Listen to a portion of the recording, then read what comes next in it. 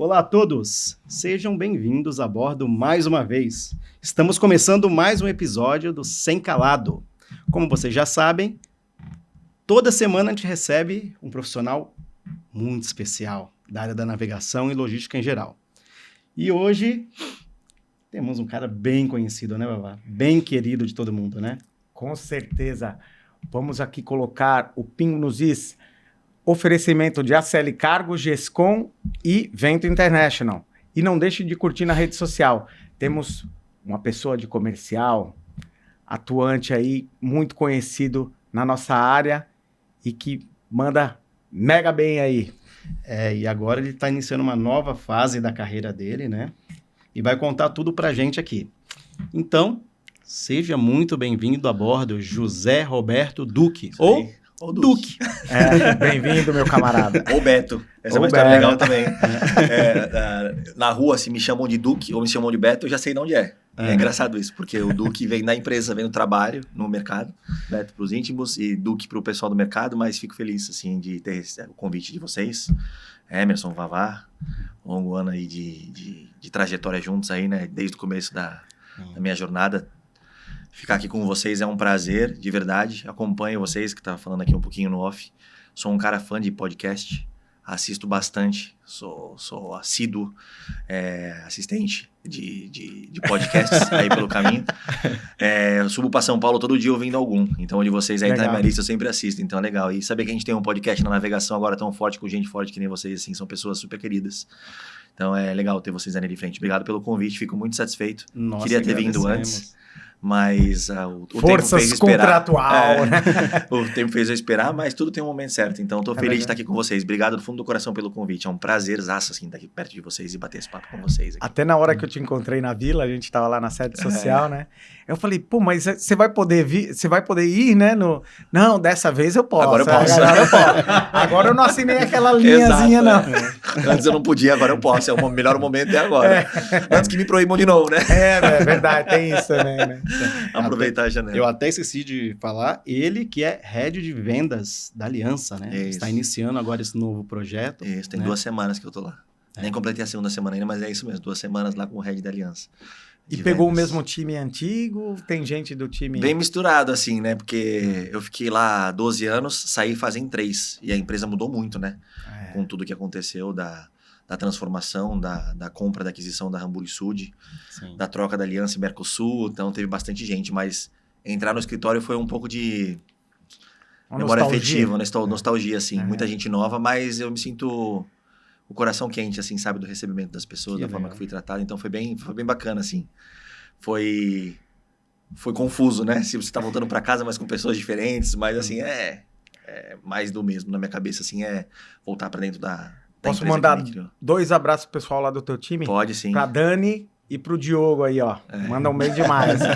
São bons, são gente boa demais. Dois muito queridos. E a gente tem acompanhado toda a tua trajetória. Legal. Que é bem legal tua história, até pelo que você contou antes pra gente aqui também. Mas vem cá, você sonhou em um dia trabalhar nessa área? Cara, a história é engraçada isso, porque desde pequeno meu sonho nunca foi trabalhar de terno e gravata. Nunca sonhei com isso. E, na verdade, muito pelo contrário, assim. Se eu for pensar na minha história de vida, eu sempre fui um cara muito informal. Eu sempre fui um cara que valorizei a liberdade de fazer do jeito que eu quero, a coisa que eu quero. Meu sonho era trabalhar com publicidade, trabalhar com arte. Caramba. A minha primeira faculdade, inclusive, que eu tentei fazer foi publicidade e propaganda. Então, eu tentei prestar USP para fazer artes cênicas. Se pensar, não tem nada a ver com o que eu faço hoje. E no final também tem. Porque hoje você trabalhar com vendas tem muito a ver com isso, né? De você se relacionar, de você conseguir extrair o lado pessoal, de você conseguir colocar as pessoas na frente do negócio, de você conseguir criar conexão, criar relacionamento.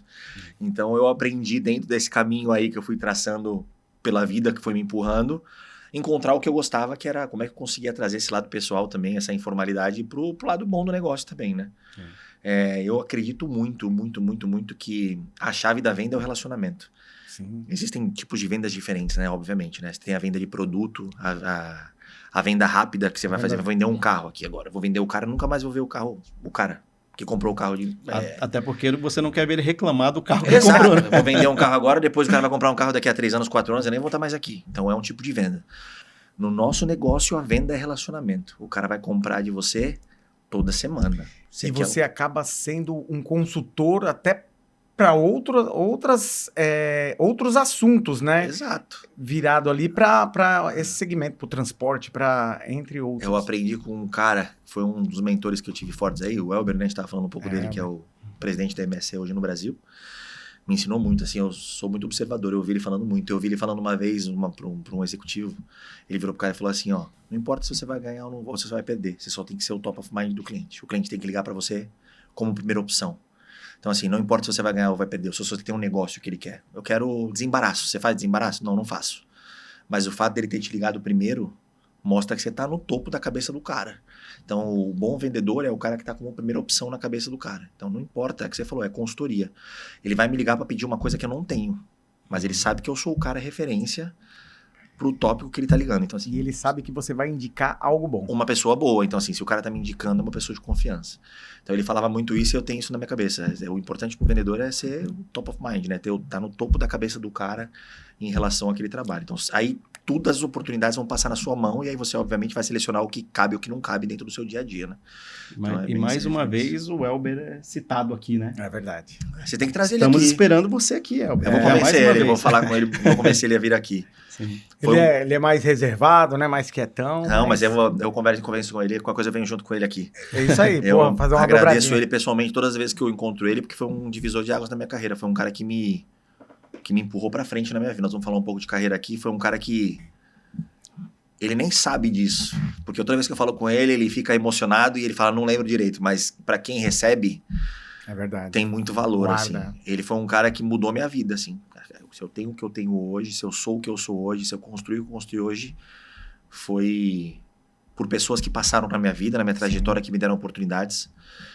Eu sou o resultado de muita gente, eu falo isso assim, eu não tinha que estar aqui hoje, pela história das coisas que se construíram na minha vida. Por onde eu estudei, pela minha formação, pelo que eu passei ao longo da minha vida, eu não tinha que estar aqui hoje. Se eu tô aqui hoje é porque eu tive pessoas que olharam para mim e falaram assim, eu acho que ele tem um potencial, e me abriram as portas e me deram oportunidades de oferecer o que eu não tinha para oferecer no momento. Aquela pedra tá bruta, mas pode ser lapidada. E eu, obviamente, não enxergava isso na época, não entendia, mas essas pessoas mudaram a minha vida. E ele com certeza foi um cara, meu, não tenho o que falar. Toda vez que eu encontro ele, todo mundo que trabalha perto de mim sabe dele, porque eu sou eternamente grato, porque eu acho que o que ele fez por mim, ele nem tem essa ciência, assim, mas ele dá a oportunidade de trabalhar na empresa que eu trabalhei, de me ver dentro de uma empresa que nem eu trabalhei. Legal. Reportar para ele e ver o crescimento dele me inspirou muito, assim, sabe? É um cara que eu olho, tenho outras pessoas, obviamente, de referência, mas ele foi um cara que foi um divisor de águas na minha carreira. Então, por isso que eu te falo assim, eu tenho eterna gratidão para ele. Eu falo para ele assim, um dia eu quero, de alguma forma, retribuir isso que você fez. Porque ele mudou a vida da minha família, né? A gratidão é uma grande virtude. Porra, cara, vou te falar, assim, não tenho palavras para dizer, assim. Não tenho palavras para dizer porque tinha tudo para ele me dizer não. É verdade. Não tinha nem que ter me recebido naquela entrevista que ele fez. Fui indicado pela Thaís, que passou o currículo para ele, com o maior coração também, porque eu não tinha por que estar lá, e ele me entrevistou pela referência, e obviamente quando ele olhou meu currículo, perto de tudo que ele tinha lá de currículo, com certeza o meu era muito fraco. Nem faculdade eu tinha, não tinha, sabe, nada para oferecer. E mesmo assim, ele fez a entrevista, e teve um desenrolar, depois a gente vai conversar um pouquinho sobre isso, mas mudou a minha vida, assim, foi um divisor de águas ali que não tem o que falar dele. Então, eu desejo muito sucesso para ele, porque ele já tem de monte, não precisa desejar nada. Mas não só na vida profissional, mas na vida pessoal, porque ele talvez não tenha a dimensão de como ele transformou a vida de muita gente. Não foi só a minha. Eu sei que muita gente fala dele. Muito legal isso. Muito legal. Parabéns. Eu espero de verdade que eu consiga fazer isso por outras pessoas, como ele fez por mim. Com certeza você tá fazendo, cara. Reconstruir essa história também, porque é esse tipo de coisa que eu acho que faz valer a pena tudo, né? Sim. Mas conta pra gente, como começou? O que você estuda? Você falou que quando entrou nesse ramo ainda não tinha feito faculdade. Vou te contar um pouquinho do começo, né? Comecei a trabalhar em outros ramos. A minha mãe, pelo que ela tinha de ótica do planeta, do mundo, de como é que deveria ser o mundo para mim, ela tentou me empurrar para uma área mais técnica, assim. Então, se você for ver desde cedo, meus estudos e minha formação foram sempre voltados para a técnica. Então, eu fiz Senai, o curso de aprendizagem industrial, que é o CAI, né? Isso. Eu fiz... você também fez, né? Então o convidado passado também, o prefeito de São Vicente. Eu fiz o CAI e eu fiz mecânica industrial. Legal. Então, tornearia ajustada. Fresadora, fiz mesmo o caminhãozinho betoneira. Então, a gente fez a furadeira manual. Não, o meu era um caminhãozinho betoneira. Você andava no caminhãozinho betoneira. Você é mais novo que eu, então você já pegou mais modernidade. Eu tenho 40. Não sou mais novo que você, não. 4 aninhos, né? Mas eu fiz o caminhão betoneira. Então, minha mãe... Aí depois eu fiz técnico em eletrônica, no Treinace. Caramba. Então, minha formação foi muito mais técnica, assim. Mas eu vou te falar a verdade que eu nunca me encontrei nisso, que nem eu falei pra vocês. Eu trabalhei numa eletrônica, eu trabalhava com essas coisas, mas não era, tipo, sentar numa baia ali e ficar trabalhando com ferro de solda, consertando controle remoto, consertando, sei lá, som, aquele som da Aiva que eram 25 CDs, lembra? Entreguei a minha idade. Carrossel. Não era minha cara isso, sabe? Não era meu brilho. Curtia o que fazia, tal, achava inteligente, mas eu não era minha praia. Pô, se soubesse dessas habilidades aí na MSC, você teria virado técnico de riffer lá, cara. Por isso que quando você falava das coisas, eu ficava interessado lá. Eu falava assim, pô, mas isso aqui tem um transistor aí, tem um capacitor, o que tem dentro? Eu conhecia, né? Trabalhava com isso, gostava. Mas nunca foi uma parte que me brilhou. E aí, por desvios da vida aí, por problemas até na vida pessoal, algumas coisas aconteceram na minha casa, a gente teve que começar a procurar coisas mais firmes, assim, né? E minha mãe sempre falava, quero que você trabalhe com carteira assinada. É muito engraçado, eu lembro disso. Legal, né? E meus trabalhos eram muito informais, né? E minha mãe sempre me impressionando para isso. E aí minha vida começou a apertar um pouco mais, o caminho vai te levando para outras coisas, né? E aí um grande amigo meu, o Kleber, foi o primeiro que me deu a mão nessa história toda de pessoas que me ajudam, o Kleber Travasso. O tio dele tinha uma comissária de desembaraço no centro, ainda tem essa comissária, que é a Emissoras. E aí o Kleber falou, pô, nós estamos precisando de office boy aqui, você não quer vir trabalhar aqui? Falei, pô, vou. Trabalho registrado, com um salário legal na época. Seja registrado. Falei, vou. Falei, trabalhar de office boy, não era o que eu tinha de sonho, mas é uma oportunidade bacana de eu entrar num mercado diferente. E Santos, você sabe como aprender, é que é, né? Aprender. Falei, vambora. E aí ele me estendeu a mão, o Careca, Valdeci, eu chamo de Careca até hoje, me deu a oportunidade de trabalhar lá, é uma comissária de desembaraço focada na importação, bem legal, assim. Legal. E aí eu entrei de office boy lá. E aí foi meu primeiro contato com o negócio, né? De andar na rua lá, retirando documento tudo quanto é lado, indo buscar documento em outro lugar, indo buscar pagamento. Na época a gente fazia pagamento no banco, né? Sacava dinheiro. Sacava dinheiro de um lado, pagava no outro, ia levar no armador lá para retirar BL, levava o draft em disquete. É verdade. Lembra? Preso no clips, assim, né? Levava um protocolo dobradinho, entregava um no papel e no disquete. Então eu ia com eles lá trabalhar nisso na importação, e aí depois de mais ou menos um ano, recebi uma outra oportunidade também na Custom, que foi o segundo cara que me deu a mão, que foi o Nilson, dono da Custom Brasil. Legal. Ele me chamou para ser office boy lá também. E aí eu entrei para ser office boy, fiquei uma semana lá de office boy, eu sentava do lado de uma menina chamada Fernanda, que ela fazia o NVOCC. Ah, tá. E ela fazia todos... ela passava serviço pra mim. Como eu tava na rua, ela falava, vou mandar o draft, você entrega lá? Eu tenho que fazer esse pagamento. Retira lá o documento que eu paguei. Então eu ficava fazendo o serviço que ela começava e eu terminava na rua. E nessa uma semana e pouquinho, eu sentei do lado dela e fui aprendendo o que ela fazia, porque o trabalho de office boy começava das 10 até as 3 da tarde, 4 horas da tarde, né? Porque depois tinha horário de banco, fechava. E aí eu comecei a aprender com ela, nesse tempinho que eu fiquei com ela lá. E ela saiu da empresa para tentar estudar e fazer um concurso público. Acho que ela ia fazer uma faculdade que ela queria estudar um pouco mais, mas ela queria parar para estudar. E aí, como eu tinha aprendido o trabalho, ela me indicou pro gestor e falou assim, pô, acho que o Beto vai saber fazer, o Nilson me chamou de Beto, né? O Beto acho que vai saber fazer o trabalho. E aí ele falou, pô, você quer tentar? Eu falei, pô, acho que eu quero. E aí lá dentro eu aprendi a fazer desembaraço, porque ele tinha a parte do despacho. Sim. E aí as contas que eu cuidava, eu falava, deixa eu fazer o despacho também. Acabou o trabalho aqui, me ajuda? Aí fazia, sei lá, criação de ficha diferente. Eu fui tentando aprender ali, né, desenrolar. Eu sempre fui muito curioso, assim, aprender as coisas. Aí no financeiro, aprendia com o pessoal do financeiro, a Roberta me ensinava um monte também. E aí ele foi me dando responsabilidade lá dentro. Aí comecei a cuidar de contas que ele cuidava, comecei a ficar dedicado para umas contas específicas para fazer o todo. Aí eu fazia até LCL que a gente fazia a conta, a distribuição do preço do LCL por metragem cúbica, por peso, por não sei o que lá. Era muito legal, assim, as contas que eu fazia. Aprendi a agendar coleta, entrega. Então eu fui aprendendo lá e foi uma baita escola para mim. Lá dentro... o Nilson me deu bastante espaço, fiquei lá 2 anos e pouquinho, quase 2 anos, praticamente 2 anos lá. Lá dentro, a Thaís, que trabalhava na MSC, sim, ela namorava na época um cara que era amigo meu da minha rua, e ele sabia de tudo que estava acontecendo na minha vida. Thaís Ferreira? Thaís Ferreira. Thaís. E aí ele conversou com ela e ela falou, ela não me conhecia muito assim, né, mas ele era muito meu amigo, né. E aí ele falou pra ela, pô, dá uma força pra ele, vamos ver se a gente consegue alguma coisa diferente e tal, ele quer estudar, quer crescer, não sei o que lá, vamos ver o que a gente consegue. E aí ele me ligou e falou assim, ó, tem uma vaga na MSC para analista comercial lá, de Reefer, te interessa? Aí eu falei, pô, lógico que interessa, vambora. Aí ele falou, faz teu currículo e me manda. Aí eu mandei o currículo para ele.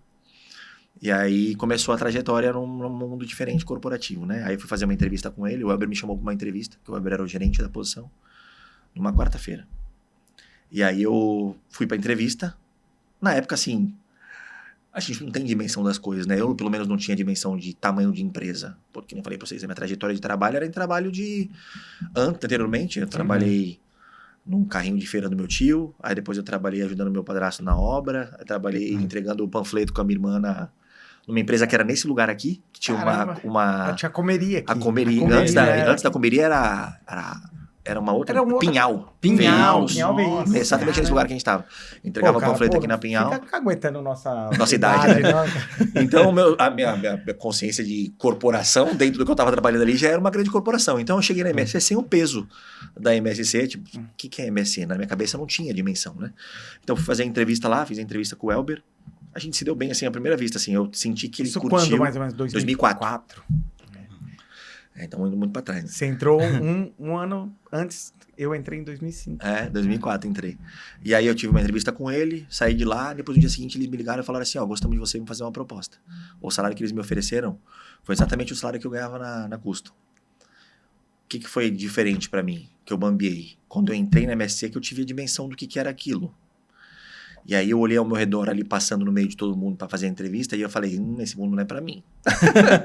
Pessoal de gravata, né? É muito grande para mim, eu acho que, tipo, porque eu tenho, tinha noção. Eu tinha ficado sem estudar no colegial 2 anos, por outros motivos, e eu tava atrasado nas coisas, então eu tava chegando ali tateando ainda, sabe? Quando você olha e você fala assim, cara, eu acho que é muito para mim aqui. E me deu, de verdade, foi a primeira vez que eu tive medo na minha vida de falar assim, eu vou perder o que eu tô construindo aqui, eu tô numa trajetória bacana, tô seguindo legal, o cara tá investindo em mim. Cara, talvez seja um passo muito grande porque eu tenho aqui, vou devagar. E aí, quando o Elber me falou, eu falei pra ele, cara, vou pensar e te falo. Foi até engraçado porque eu falei, vou pensar e te falo. Ele falou, tá bom. Aí a Thaís depois me ligou e falou, cara, o que aconteceu e tal? Eu expliquei pra ela um pouco. Aí eu falei, cara, não vou... Você ficou com medo? Fiquei com medo, muito medo. Porque eu falei, cara, pra mim não faz sentido na minha cabeça, né? E aí eu cheguei em casa até, nesse dia eu até me emocionei bastante. Chorei um pouco em casa sozinho, porque eu falei, pô, talvez seja uma oportunidade de eu mudar de vida. Mas tô sendo um pouco covarde aqui. Mas, pô, tem muita coisa pra jogar fora, muita coisa pra perder da história que eu construí. Então vai ser complexo pra mim também abrir mão disso nesse momento, né? Um cara que investiu em mim, um cara que me deu várias oportunidades. 20 anos? Tinha 20 anos.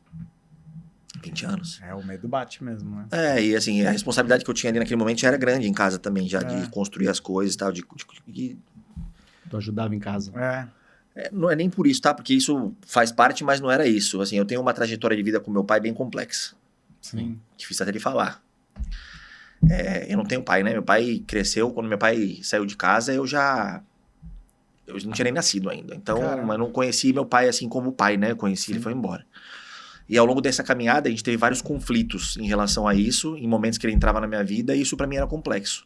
E eu tive uma discussão com ele com 17 anos para 18 anos, que foi muito marcante pra mim, e eu falei, eu não vou mais... Tudo que tá acontecendo na minha casa, na minha mãe, nas minhas irmãs, não vai acontecer mais. Acabou essa piromba e eu vou, para não falar palavrão, né?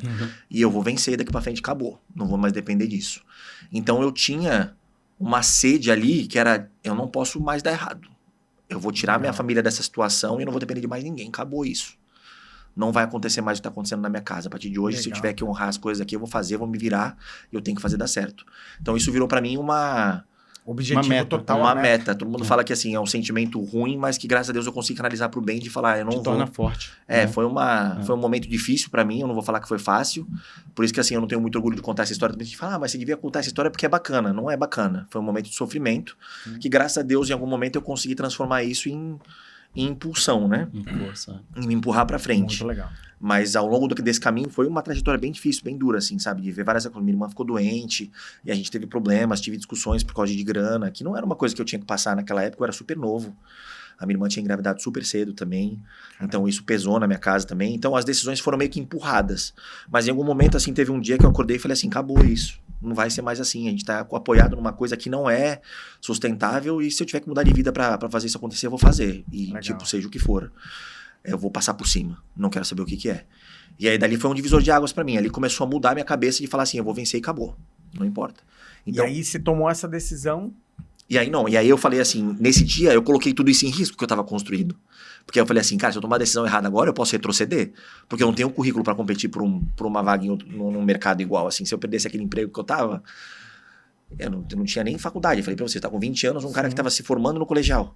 Com 20 anos, 2 anos atrasado, compara 3 anos atrasado com todo mundo, com um colegial técnico, com uma experiência rasa de 2 anos e pouquinho. Então, para eu voltar pro mercado ia ser bem complexo, eu sei disso. Então, aí eu comecei a ficar pesando, eu falei, cara, eu coloco em risco ou não coloco? E aí eu neguei a vaga. Cara, nem Falei, não quero. Primeiro. Chorei pra cacete no dia, mas eu falei assim, vou negar. No dia seguinte, aí falei pra Thaís que eu tinha negado, né, na noite, fui falar com o Elber falou, pô, pensa direito. O que tá fazendo você negar a vaga? É uma baita oportunidade pra você. E aí eu contei um pouco pra ele, assim, me abri pra ele na hora, falei, o que tá acontecendo isso eu tenho medo, minha carreira tá começando agora, eu tenho muita responsabilidade na minha cabeça, eu tenho um peso enorme na minha cabeça, eu não quero correr esse risco. E eu sei que eu sou muito diferente da galera daqui, sendo bem honesto, Elber, eu não tenho o que vocês estão procurando, não é pra mim isso aqui. E aí ficamos conversando um pouco e ele foi super carinhoso comigo, assim. É até engraçado que o pessoal que conhece ele não vê ele dessa forma, mas comigo no dia na entrevista lá, eu não tinha nem porquê, mas ele foi super carinhoso comigo. Acolhedor, assim, sabe? Sim. Cara, não pensa nisso, é potencial, você tem que pensar no seu futuro, pode ser uma mudança de vida pra você e tal, mas pensa bem.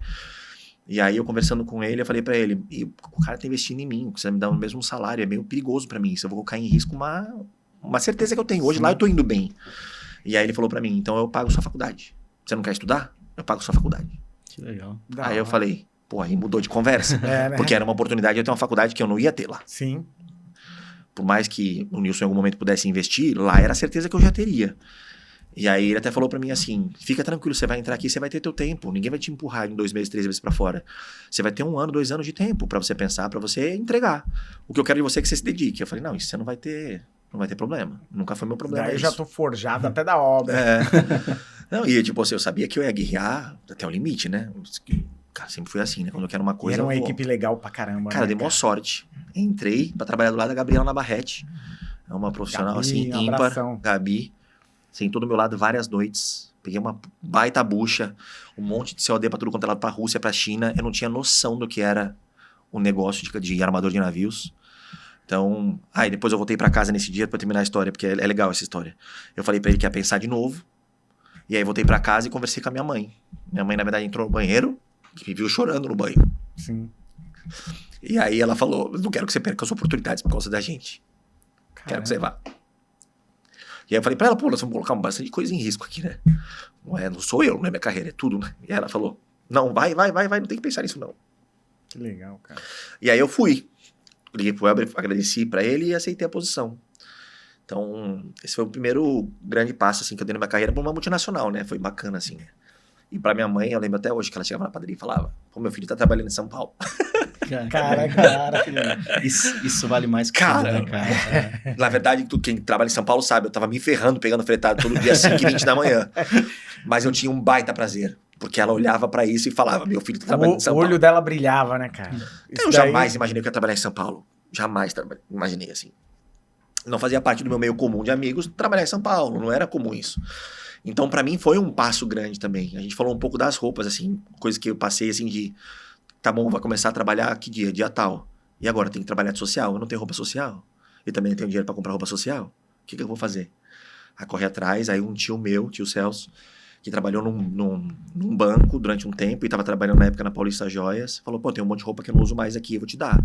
Eu peguei as roupas do meu tio e fui trabalhar de roupa. E aí eu olhava minhas roupas, não tinha nada a ver com o que a galera usava lá. Minhas roupas super largas, eu tenho foto disso. Umas calças com pence, calça roxa, camisa amarela. E eu ia trabalhar com o maior prazer, mas obviamente totalmente deslocado. Eu olhava pro meio ali e falava assim, cara, não tem nada a ver comigo aqui. E aí por isso que eu te falo que a Gabi também foi importante nesse aspecto, porque ela foi super acolhedora. Ela é uma baita irmã que eu tenho até hoje. Toda vez que eu também tenho oportunidade de agradecer ela, eu agradeço. Ela sentou do meu lado e falou, você tá se ferrando aí, você não tá sabendo fazer as coisas, né? Eu vou te ensinar. E ela ficava até tarde comigo lá fazendo. O COD que você tem que fazer, faz um Excel, anota onde estão as coisas, onde tá cada container, porque senão você vai se perder, é muita informação, você tá começando agora.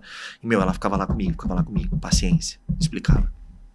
O time lá era muito forte, você falou Era isso. forte, cara. Era o David Lopes, o João Lima, a Thaís, o Kleber, o Vila, a Elô, o Tomé, o Caio, depois veio o Fred, veio uma galera que veio depois. Quinteiro também veio depois. Caraca, o time era muito forte. O Elber recrutou muito bem aquele time. Eu lembro que vocês foram fazer um treinamento, né? A gente foi lá na Copecarga, era Sim. o pátio da Copecarga, né? Eu lembro Pra também. falar de Reefer, falar sobre o Probe. O Eu pessoal lembro. queria saber do De Probe. Acaba, né? De Acaba, a bateria cara, extra. foi né? da hora, né, cara?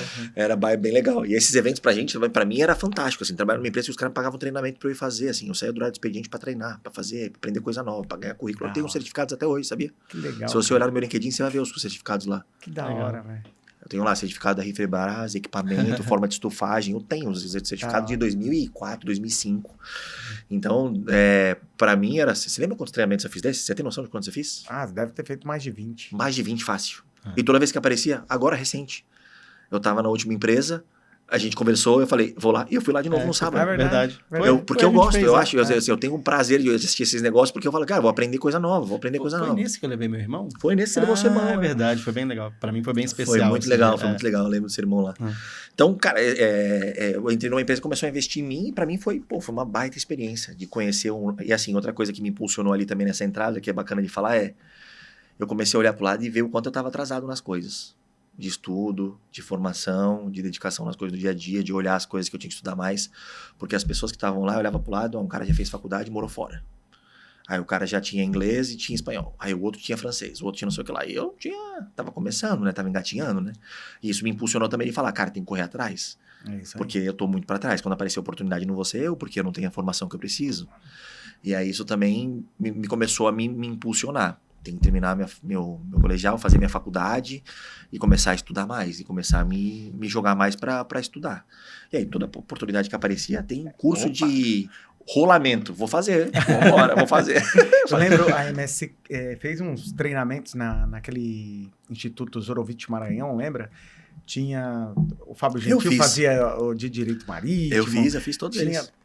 Administração de tempo, esse foi um dos que eu mais gostei. Eu bem fiz legal, também, né? eu fiz da FEMAR também, que eles tinham contratos com o sindicato também, que eles tinham Legal. afretamento de navio, Legal. tinha, desembaraço, despacho aduaneiro, tinha um monte, eu fazia todos esses cursos, eu tenho um monte de certificado em casa, eu tenho tudo no LinkedIn, vocês entrarem lá, vocês vão ver que tá tudo lá.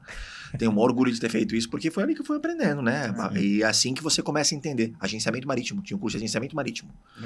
E na minha cabeça eu falava assim, eu trabalho num armador de navios. Aí um dia me viraram e falaram, não, você não é armador de navios, você é um agente. É um agente. O armador fica lá em Genebra. É o que eu falo pro pessoal também. Aí, na hora eu buguei, eu falei assim, como assim? Eu trabalho no armador, eu trabalho na MSC, a MSC é armador. Não, a MSC é um armador, mas você trabalha numa agência que representa... Nossa, eu fiquei bugado. E quando eu fiz o curso, eu comecei a entender, cara, que legal, é outra coisa, vai expandir muito e tal. Então, esse tipo Você responde pelo armador, mas você é o agente dele aqui. Exatamente, você faz parte do armador. O armador deve ser, dependendo do formato do negócio, ou ele é sócio principal, ou ele é... Mas você aqui no Brasil, você é uma agência. Independente, você não é o armador tá na matriz, né? Bem legal de ver isso. Então aí, né, nessa trajetória de MSC, foi quando eu entrei nessa trajetória comercial mesmo, porque eu entrei no departamento do Reefer, e aí eu cuidei de várias contas, cuidei de milhões de clientes, desde os pequenos até os grandes. Depois que o Elber saiu do Reefer, quem assumiu? Rafael Liberato, durante um tempo. O Rafael, verdade. Primeiro acho que ficou depois o Davidson. A Márcia eu não peguei, tá? Eu já tinha saído.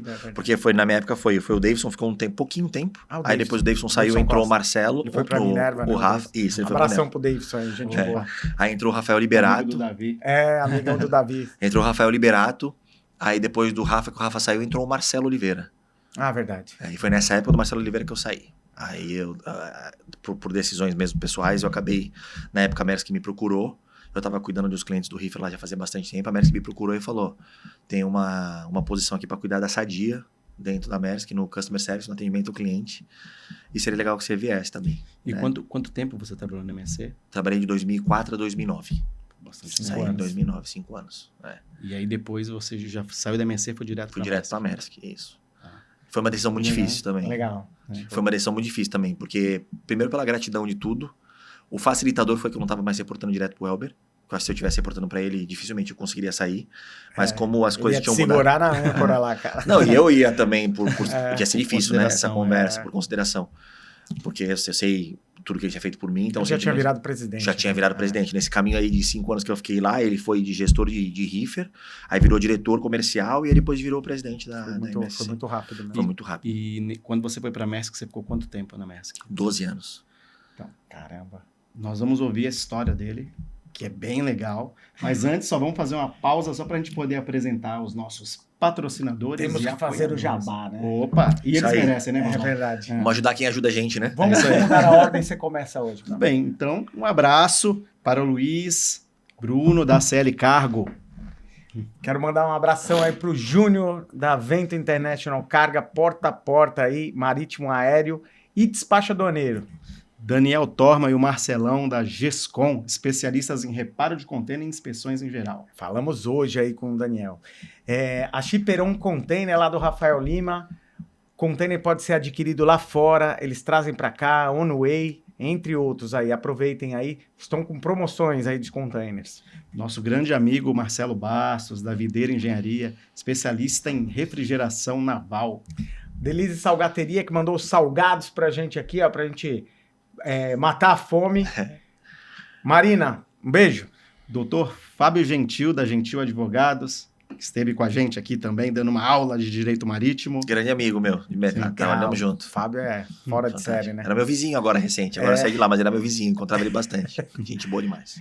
E estamos aqui, provavelmente também o nosso convidado chegou aqui com combustível de ótima qualidade do Postos Portal de Santos. Isso Um aí. abraço, Tiagão e Ricardo.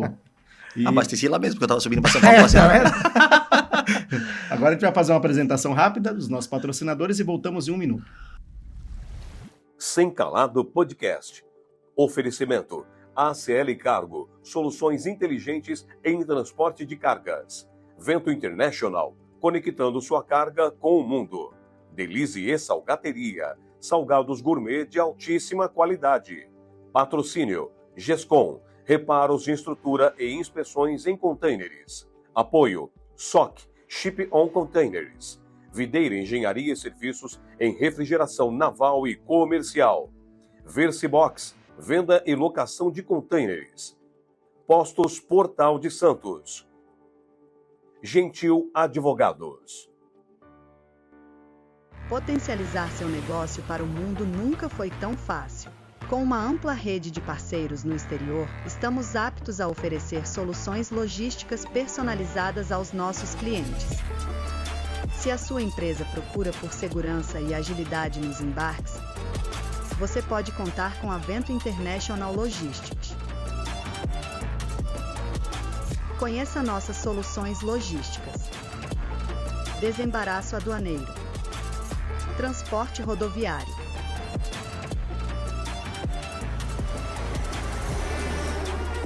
Transporte ferroviário. Transporte marítimo. Transporte aéreo. Com mais de 10 anos de mercado, somos especialistas no transporte de cargas em todo o mundo. Vento International Logistics, conectando sua carga ao mundo. Pois é, voltamos aqui com José Roberto Duque, contando um pouco da sua carreira. Ou né? somente Duque. Duque, tá bom. é isso aí. Ou Beto, né? Que a gente Ou Beto. tá vendo agora. É, agora dono já da somos casa. íntimos. Agora né? já é da casa, é isso. Agora é Beto. As pessoas nem sabem quem é Beto lá, né? Lá na América aconteceu, o pessoal mandava caixa, um presente lá pra mim, no escritório. Aí colocava José Roberto Costa. Aí o pessoal da recepção devolvia. Não tem nenhum José Roberto Costa aqui, não. Aí o cara me chamava, pô, recusaram o presente aí. Eu ia lá na recepção, por que você tá recusando? É porque José Roberto Costa, cara, qualquer nome diferente que chega aí é meu.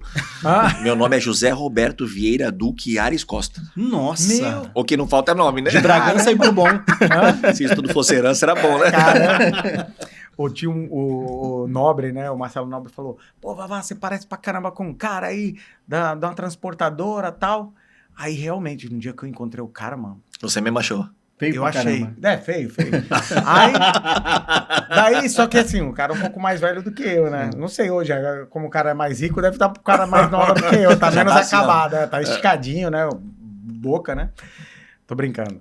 Aí, pô, um dia, cara, eu tô na rua andando ali perto da Estrada Transportes, aí um cara me abordou, um caminhoneiro. Ô, você é tal pessoa, né? Não vou nem mencionar o nome dele aqui. Eu falei, ó, seguinte, eu tô te devendo ou você tá devendo pra mim? Aí o cara, não, só trabalhei junto, não sou esse cara, não. Se estivesse vendo pra mim, eu sou ele mesmo. Aí o cara, não, é que você é muito parecido com ele. Eu falei, não, já me contaram. Tem que ver se é bom e se é ruim, né? Então por isso que eu já perguntei logo, né? O cara dono de transportadora, de repente tava devendo frete lá. Às vezes, né? Às vezes é ruim, né? Ai, mas vamos lá. Então, aí você tava contando pra gente que você saiu da MSC e foi pra Maersk. É isso. Aí eu fui convidado para ser analista de reefer lá, da conta Sadia, porque na época eu acho que a transição tava... A Maersk estava com algumas complicações com a Sadia, e aí uma pessoa que trabalhava lá na Sadia, que a gente tinha um baita relacionamento, a Andressa e a Fran, que eram duas pessoas que trabalhavam lá na Sadia, a gente tinha um relacionamento super próximo, e aí parece que foi o que falaram na época, né? Que uma delas indicou meu nome pro pessoal lá da Maersk. E aí a pessoa do RH, quando me ligou, falou, você recebeu uma indicação de cliente, o nome foi muito bem falado e tal. E aí eu aceitei a posição e fui pra Maersk, para analista comercial reefer.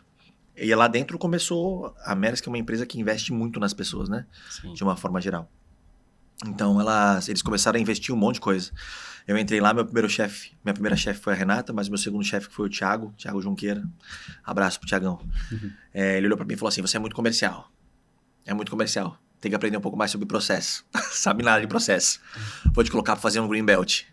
Aí eu pensei, cara, eu sou vendedor, velho. Eu sempre fui um cara que gostei muito da vida de negócio, né? Vou ficar fazendo processo, vou ficar maluco aqui.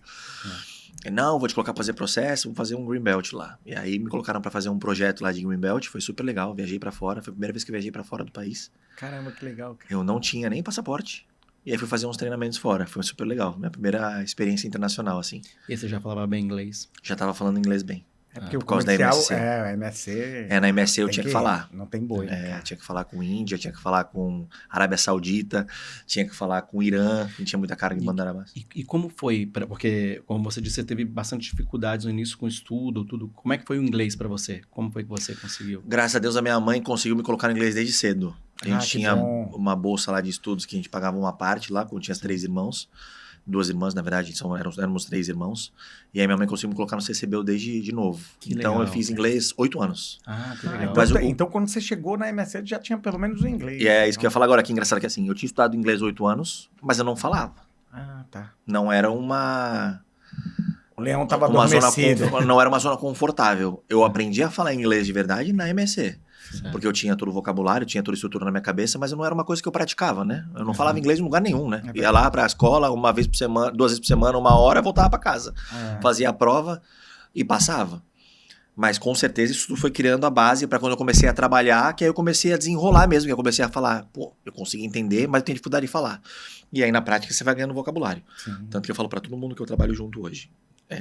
Se puder colocar seu filho para fazer inglês, coloca. O quanto antes. Isso é um divisor de águas para mim, assim. Eu acho que no comércio exterior existem 2 tipos de carreira. A carreira de quem tem inglês e a carreira que não tem inglês. Uhum. Muda o patamar de acesso a posições abruptamente, assim. Um cara que fala inglês, ele acessa outras posições que um cara que não tem inglês não vai acessar. Isso é fato. verdade. Tem de armador de navios, faz muita diferença. E aí eu, com a prática lá do inglês todo dia lá na MSC Quintinha, eu acabei desenrolando mais e soltando, e aí com o tempo fui aperfeiçoando. Então, eu tinha a formação, mas eu não falava, é engraçado isso. Uhum. E eu vejo bastante gente assim, eu fiz inglês muitos anos, mas você fala. Engraçado isso, né? A gente só solta praticando mesmo, né? O idioma de uma forma geral é assim, né? Todo. Sim. A criança vai Então eu tinha. aprende assim. Eu estudei alemão Legal. 5 anos. Aqui no centro, aqui na esquina tem o centro comunitário aqui, né? Sim. Uhum. Eu tinha um professor chamado Michael. A gente estudou 5 anos, depois ele voltou para Alemanha e acabou o curso aqui para quem era da região. Então eu fiz 1 ano de japonês, 1 ano e meio de japonês também. Caramba, Legal. 500 idiomas ali na Glicério com a Oswaldo Cruz, ali de esquina. Então eu fiz 1 ano de japonês também. Minha mãe, ela me enfiava pra fazer tudo pra não ficar na rua, né?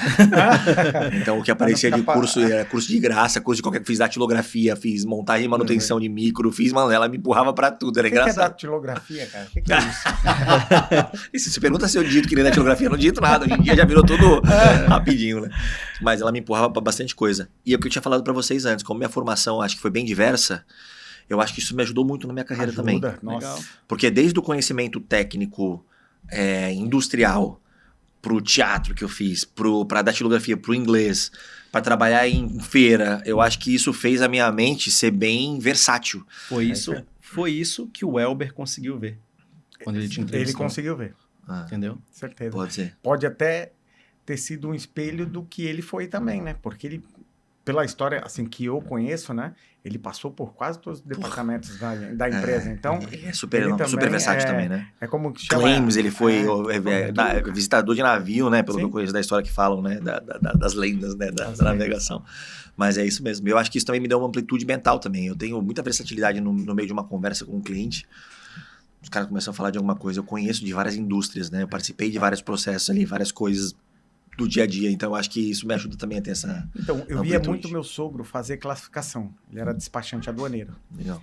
E ele era super dedicado, ele acordava, via o diário oficial, via se não tinha nada diferente, e eu via ele fazendo algumas classificações, né? Aí eu, por que é isso? E perguntava, né? Eu aprendi um pouco a classificar por conta disso, né? Um dia ele estava com uma fonte, ele falou, vai ser uma fonte tal, que eu preciso classificar. Aí ele não estava invólucro e tal. Aí Falar, tá na minha área. Eu falei bem assim, isso daí, para mim, o principal disso é uma bomba d'água. Não é um invólucro. A fontezinha não é um invólucro. E sim, uma bombinha d'água. A função principal dela... Aí ele, matou a charada. Já vou te contratar aí, meu, de ajudante. Então... Observação, mais ou menos é isso, daí. ficar observação. olhando. A parte técnica te dá essa visão. A visão, a lente que ele não tava. Né? É muito engraçado. E a gente percebe assim, dependendo do estudo que a pessoa teve, ela fica meio formatada para um caminho, né? Sim. Geralmente a gente fala assim, o cara é engenheiro, o cara é mais matemático. O cara tem a formação, sei lá, mais vendas. O cara fica mais extrovertivo, expansivo, Eu acho que eu ter passado por várias indústrias diferentes também, de vários segmentos diferentes, isso também me dá essa versatilidade de transitar entre os dois lados ali também, né? Acho que isso é bem legal também. E aí o Thiago, quando a gente tava falando do Thiago, né, ele me colocou pra fazer esse treinamento aí, esse Green Belt, e foi engraçado, porque eu cheguei lá, um monte de cara super técnico, falando de processo, falando de Lean, falando de Six Sigma, falando de uma série de coisas que eu nunca tinha ouvido falar na minha vida. Eu falei, meu Deus do céu, o que eu tô fazendo aqui? E foi super bacana, porque aí eu aprendi um outro mundo, né? E aí o Thiago usava isso muito no dia a dia. Gestão através de números. Ele era muito números. Ele pendurava na parede um negócio que a gente chamava de Visual Management System, VMS. Uhum. E aí é o gerenciamento da rotina do time através de números. Caramba. Então ele colocava lá os gráficos e a gente tinha que olhar lá, carta de controle, como é que tá o desvio padrão. E aí começava a olhar os números. Cara, isso mudou minha vida em relação a várias coisas.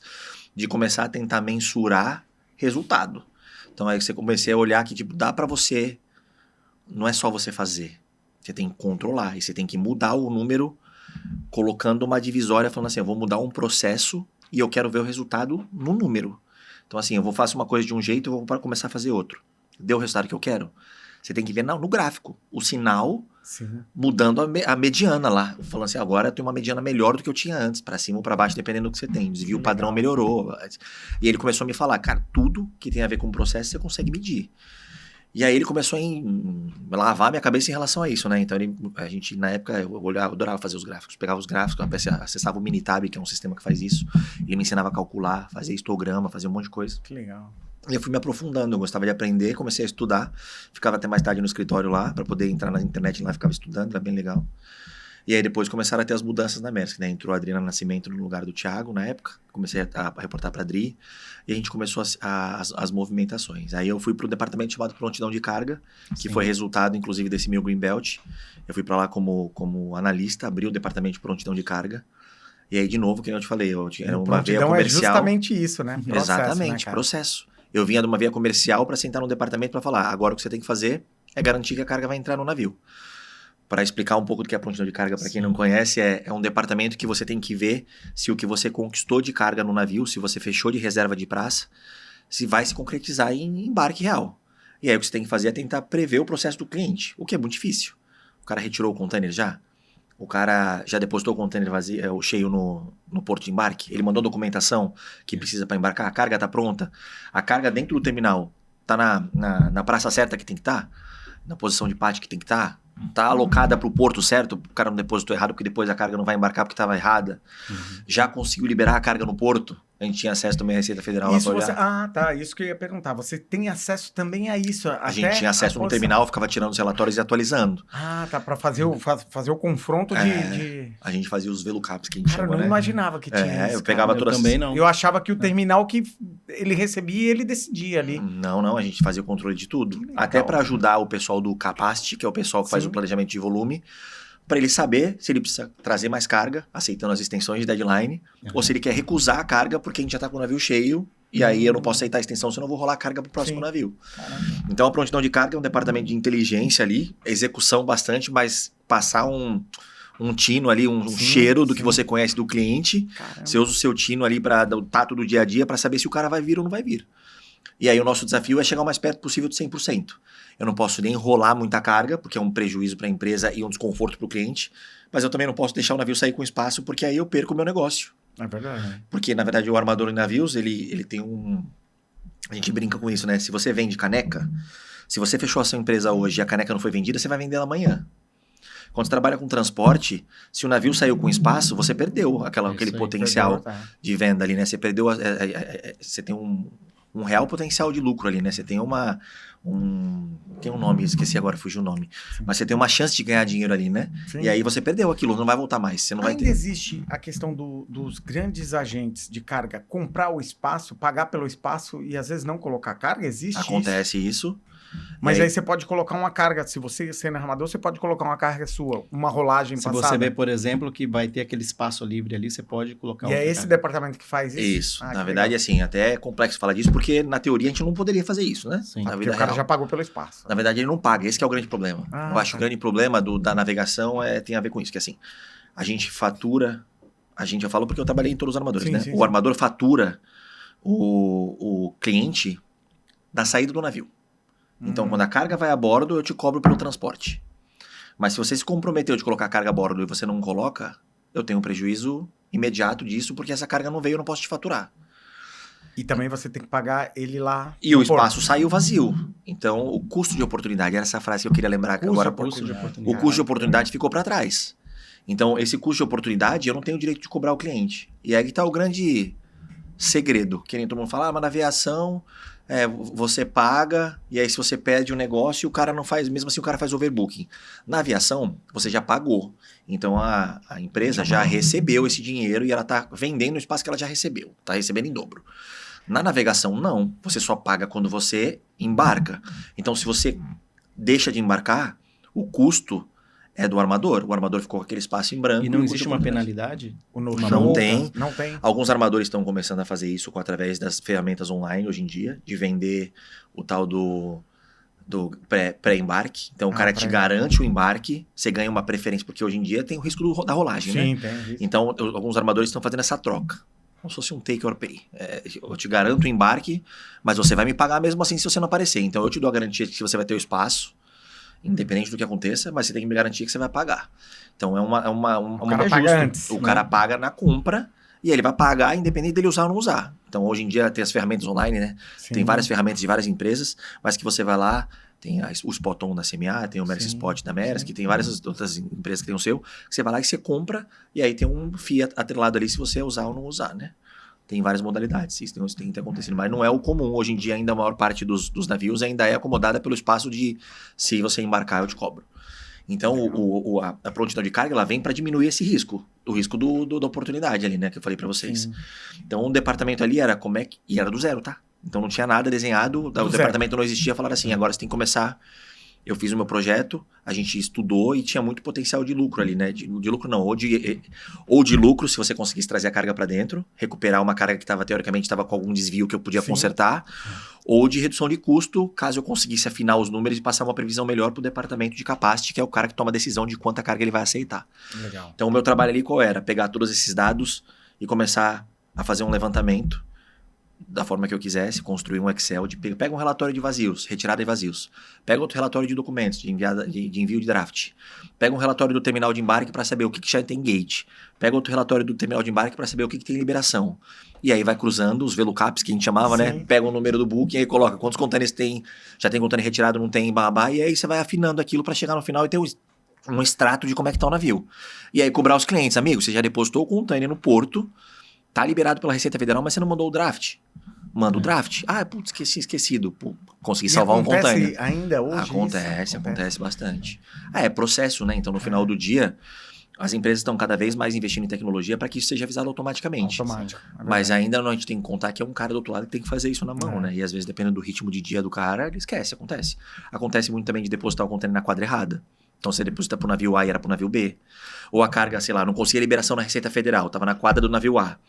Na semana seguinte, tu conseguiu a liberação. O cara precisou remover, porque... O cara não removeu para a quadra do navio novo, ficou no navio antigo. Então, quando eu tirava o relatório, eu via que o booking estava lá, o draft estava enviado e o container estava na quadra errada. Aí eu ligava pro cliente e falava assim, ó, faz a transferência de quadra lá, senão a carga não vai embarcar. E aí isso ia virando saving. E o cliente que fala com o terminal para fazer a mudança? Quando a responsabilidade é dele, é ele que fala. Ah, tá, entendi. E aí, quando a responsabilidade é do armador, se fui eu que colei a carga, eu que tenho que avisar o terminal. Eu imaginava que a responsabilidade era toda do terminal. Não, Né? não, é a gente que tem que tomar a decisão de quem vai o custo, porque muito de quem fala recebe o custo, né? Sim. Então, tem terminal... Você que pediu. Então, você que ou paga. então a gente tem que falar, ó, o cliente vai ser responsável pelo custo, transfere. Aí depois o cliente recebe a notificação, ele tem que confirmar. Ó, tem um cliente confirmando aqui que o custo vai ser dele, porque senão depois fica uma briga de quem vai pagar, né? Então isso acontece muito de pede você para evitar desgaste comercial futuro, né? Então o departamento de prontidão de carga é isso, eu tinha que chegar no final, passar para um departamento ou linha ou capache, dependendo, cada armador chama de um jeito, e passar uma previsão de volume.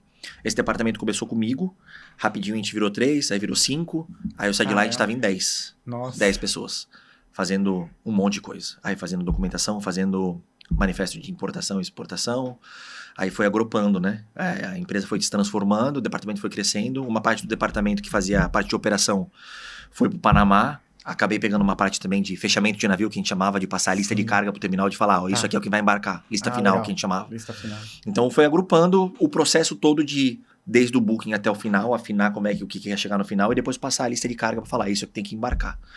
Então eu fui construindo, isso me tornou muito processual também, foi bem bacana, porque eu fui construindo isso, até o Excel eu tive que aprender, fazer fórmula, porque eu fazia tudo na mão e depois falava, cara, tem que ter um jeito mais fácil. Aí eu aprendi o VLOOKUP contrário, coloca a lista do container aqui, puxa das outras bases e traz a informação para essa coluna. E aí eu fui aprendendo, e aí inclusive na Maersk eu fiz curso de Excel básico, curso de Excel intermediário, curso de Excel avançado, aí aprendi a fazer macro, aprendi a fazer, escrever VB, são coisas que no perfil comercial não tem nada a ver, né? É verdade. O perfil comercial é conversar e fechar, né? E para ganhar eficiência no dia a dia, eu tinha que ser mais rápido. A gente começou a fazer um serviço, e aí depois, com o tempo, quando a gente foi expandido para as atracações da América, se não me engano, a gente tinha 47 atracações por semana. Porque todo porto você tem que fazer. Então, você tem um navio passando pela costa, mas cada vez que ele para no porto, você tem que fazer prontidão. Então, para tornar isso mais eficiente, tinha que fazer fórmula de Excel. E quanto tempo você trabalhou na prontidão? Foram quase 3 anos. 3 anos. Mas é o que eu te falei, a gente foi agregando, né? E você sabe como que ficou? Quantas pessoas já tem lá? Eu não sei você te voltou dizer. agora, né? Eu vou ver ainda, mas eu acho que deve ter umas 5, 6 pessoas. Ah, tá. E o que era legal também Porque nessa o cadeira... processo foi melhorando, o sistema, Não, e o que é legal também, a gente tecnologia. começou a fazer offshore de algumas tarefas para a Índia. Tá. Então, o que era muito manual, o que era muito processual, acabou transitando para a Índia. E eu também tive a oportunidade de ir para a Índia 3 vezes pela empresa. Fui 2 vezes para Mumbai e uma vez para Chennai. Através de processos, de projetos, e também foi bem legal isso para mim também, uma experiência de gerir. Quando eu estava no time do Paulo Medeiros, também foi um grande mentor para mim também aí na área. Sabe muito de documentação, se querem trazer ele aqui. Ele sabe a história, ele contava para mim a história do... Quando começou o Syscomex, quando começou o Syscomex, ele falava, ele contava a história de como é que chegou. Ele tá agora na linha de frente aí com um monte de coisa, mas ele é um cara que sabe muito também do mercado. Quando eu tava no time dele, que eu assumi a documentação de exportação, tinha um time da Índia que reportava para mim também, era bem legal. A prontidão também tinha metade do time aqui no Brasil e metade na Índia. Então eu tive bastante acesso a esse negócio de processos, sistemas e também de um relacionamento de gerir uma pessoa de fora, que é muito diferente também, né? Cultura diferente, forma de tratar diferente, bem legal. Então a prontidão tinha essa veia assim de processual, de desenvolvimento, e a gente foi agregando documentação, manifesto, e eu tive que ir aprendendo, né? Bati muita cabeça nesse caminho aí também, porque, cara, muito diferente do que eu fazia, né? Mas aí você voltou para poder pro comercial, ali mesmo. Voltou. Aí, depois de 5 anos em CS, em todas essas transições, eu recebi um convite do Mário Veraldo, que era o diretor da Maersk de vendas. Eu tava na Índia. Ele me ligou e falou assim, tô pensando em fazer uma troca, pegar uma pessoa do meu time, passar pro CS e trazer você para vendas. O que você acha? Falei, tô dentro. Qual a cadeira? Estamos vendo ainda se vai ser uma gestão de suporte de vendas ou se é uma gestão de insight, mas você vem para cá, tá decidido. Aí eu falei, tá bom, vai ser ótimo pra mim. Pô, pra mim era voltar pro comercial, sabe? Sim. Então foi bem bacana, assim, pra mim foi uma experiência, eu passei por essa etapa processual de conhecer bastante da operação, me deu bastante bagagem pra quando eu voltar pra vendas, eu voltei um outro ser humano de vendas. Porque antes eu tinha tido a bagagem comercial. E aí passar pela base operacional me deu muito mais abre a mente. insumo pra eu conversar com os clientes, pra eu pensar de como é que funcionava o processo. Então às vezes o cara falava assim, pô, mas tô tendo um problema na liberação de equipamento. Cara, eu conheci o processo de liberação de equipamento porque eu acompanhava isso no dia a dia. Tanto no atendimento ao cliente Reefer, quanto na prontidão. Então eu conseguia saber quais eram os gargalos, quais eram os pontos, quais eram as vírgulas que aconteciam ali no meio do caminho para poder desenrolar as coisas. Assim como eu sabia lá na MS, ligava pro Vavá e falava, Vavá, alarme 18, o que é isso? Aí ele me falava. Você vai aprendendo no dia a dia, né? Os problemas trazem o conhecimento, né? E aí a gente começava a trazer um pouco mais para venda desse olhar um pouco mais operacional, que era legal também. De ver, cara, dentro do CS acontece isso por causa disso, tem um porquê. Legal. Então vamos olhar com um olhar diferente aqui. O que a gente faz aqui no comercial é o começo, mas se você não desdobra bem aqui, depois o impacto lá no cliente vai ser gigante. Vamos começar melhor. E aí eu trouxe um pouco dessa veia operacional para vendas também. Foi bem legal. Sensacional. E aí você assumiu essa posição e ficou quanto tempo nela? Eu entrei no suporte, como gerente de suporte, eu fiquei praticamente 6 meses. E aí teve uma mudança na Maersk. O gestor que era do Insight saiu. E aí o gestor da época, o diretor da época, me chamou para cuidar dos dois juntos. Para juntar os departamentos e achar um novo formato. Juntando Insight e suporte. Para ver como é que ia ser. Então meu time que eu entrei para cuidar de, teoricamente, 6 pessoas, acabou virando um time de 16 pessoas inicialmente. Aí acabou mudando. E foi uma coisa engraçada também, porque o Mário, até a gente conversou recente nessa transição agora para Aliança, ele me chamou e falou, pô, legal ver o seu sucesso e tal. Eu falei, você foi o meu chefe mais rápido. Porque ele me contratou para vendas e quando eu cheguei ele foi embora. No primeiro dia, ele foi embora pro México para assumir lá o México como MD do México, Managing Director do México. Ele foi embora, não foi meu chefe um dia. Eu falei, pô, foi o chefe mais rápido que eu tive. E foi engraçado. E aí nessa transição eu assumi suporte inside. Eu fiquei como suporte inside quase 3 anos nessas transformações e passando pelos mesmos processos. Como é que nós vamos transformar aqui em caminhos diferentes? E aí depois de 3 anos e meio, quase 4 anos, aí eu virei gerente de exportação dry. E aí commodities... mudou tudo, né? Mudou tudo. Porque mudou tudo. E aí conhecendo clientes de vários tamanhos, de vários segmentos, cuidando de tudo diferente. Eu era do Reefer, né? Na prontidão eu via os clientes, mas eu não tinha um contato comercial lá, né? Eu tinha um contato operacional. E aí quando eu sentei nessa cadeira, foi que eu comecei a conhecer do mercado mesmo. Aí eu tive a oportunidade de gerir também um time super bacana, que me acolheu super bem. Pessoas mais velhas que eu, pessoas mais novas que eu. Foi um desafio de liderança para mim também, porque foi você gerir pessoas que têm muito mais tempo de cadeira que você, que sabe muito mais de vendas que você, ou que sabe muito mais do negócio do que você, é super desafiador. Sim. Mas me dei muito bem com eles, as pessoas me acolheram muito bem e os nossos resultados também foram super bacanas. Então aí eu cuidei da exportação dry, principalmente dos commodities, e aí depois de um tempo eu peguei uma parte de importação também, porque a Maersk ela se transforma a cada... Tem um amigo meu lá da Maersk, o Ronaldo, que fala assim, se você não gostou do que está acontecendo, espera 6 meses que vai mudar. Fica tranquilo. E é legal, porque a empresa você vai se adaptando ao que tem, o que dá certo, o que não dá certo, o que funciona, também o que não funciona. E também essa questão, como você mexeu com o processo, esses números vão aparecendo, fica fácil às vezes para quem tá de cima. Opa, exato. Embute ali, ó, porque ali acho que ali, dali daquela cana vai sair um caldo. Um exemplo ótimo para isso eu estava fazendo a prontidão de carga. O final da prontidão de carga é saber o que vai sair do embarque para o navio. O manifesto para a Receita Federal, ele é uma declaração do que vai embarcar no navio. Quem fazia a lista final? Meu time. Por que não juntar as duas? Por que não coloca o manifesto dentro do meu time? Então é o que você falou. Você vai melhorando os processos, você vai vendo possíveis sinergias e até saving de custo para a empresa. Sim. De olhar, pô, se você fizer isso mais rápido, vai ficar melhor. Você reduz custo. Vamos fazer. E reduz a possibilidade do erro. Do erro. Você fica transitando de uma mão para outra, você coloca um cara no meio do caminho. Então vamos olhar. Se você olhar para o serviço, vamos olhar para o porto. Você vai criando possibilidades. E uma coisa que eu gosto muito na Maersk, que eu acho que tem uma cabeça bem aberta para esse tipo de coisa. Eles são super... Eles dão espaço para as pessoas criarem. Eles dão espaço criativo. De falar, pô, se você acha que tem um jeito melhor de fazer, fala e vamos tentar testar aqui. Cara. Se funcionar, vai. O que é muito difícil de acontecer numa empresa do tamanho que é, né? A Maersk é um monstro, né? Então, assim, você tem muito acesso à matriz. Eu tinha muito acesso a Copenhagen também, falava bastante com eles. E aí, na época da documentação também, você tá fazendo assim, mas se fizer assado, acho que fica melhor. Eles testam. Então, é bem legal isso. Que legal, que show. E quando você saiu e por que tu saiu da Maersk? Aí eu fiquei esses 2 anos, 3 anos lá na função de vendas externa.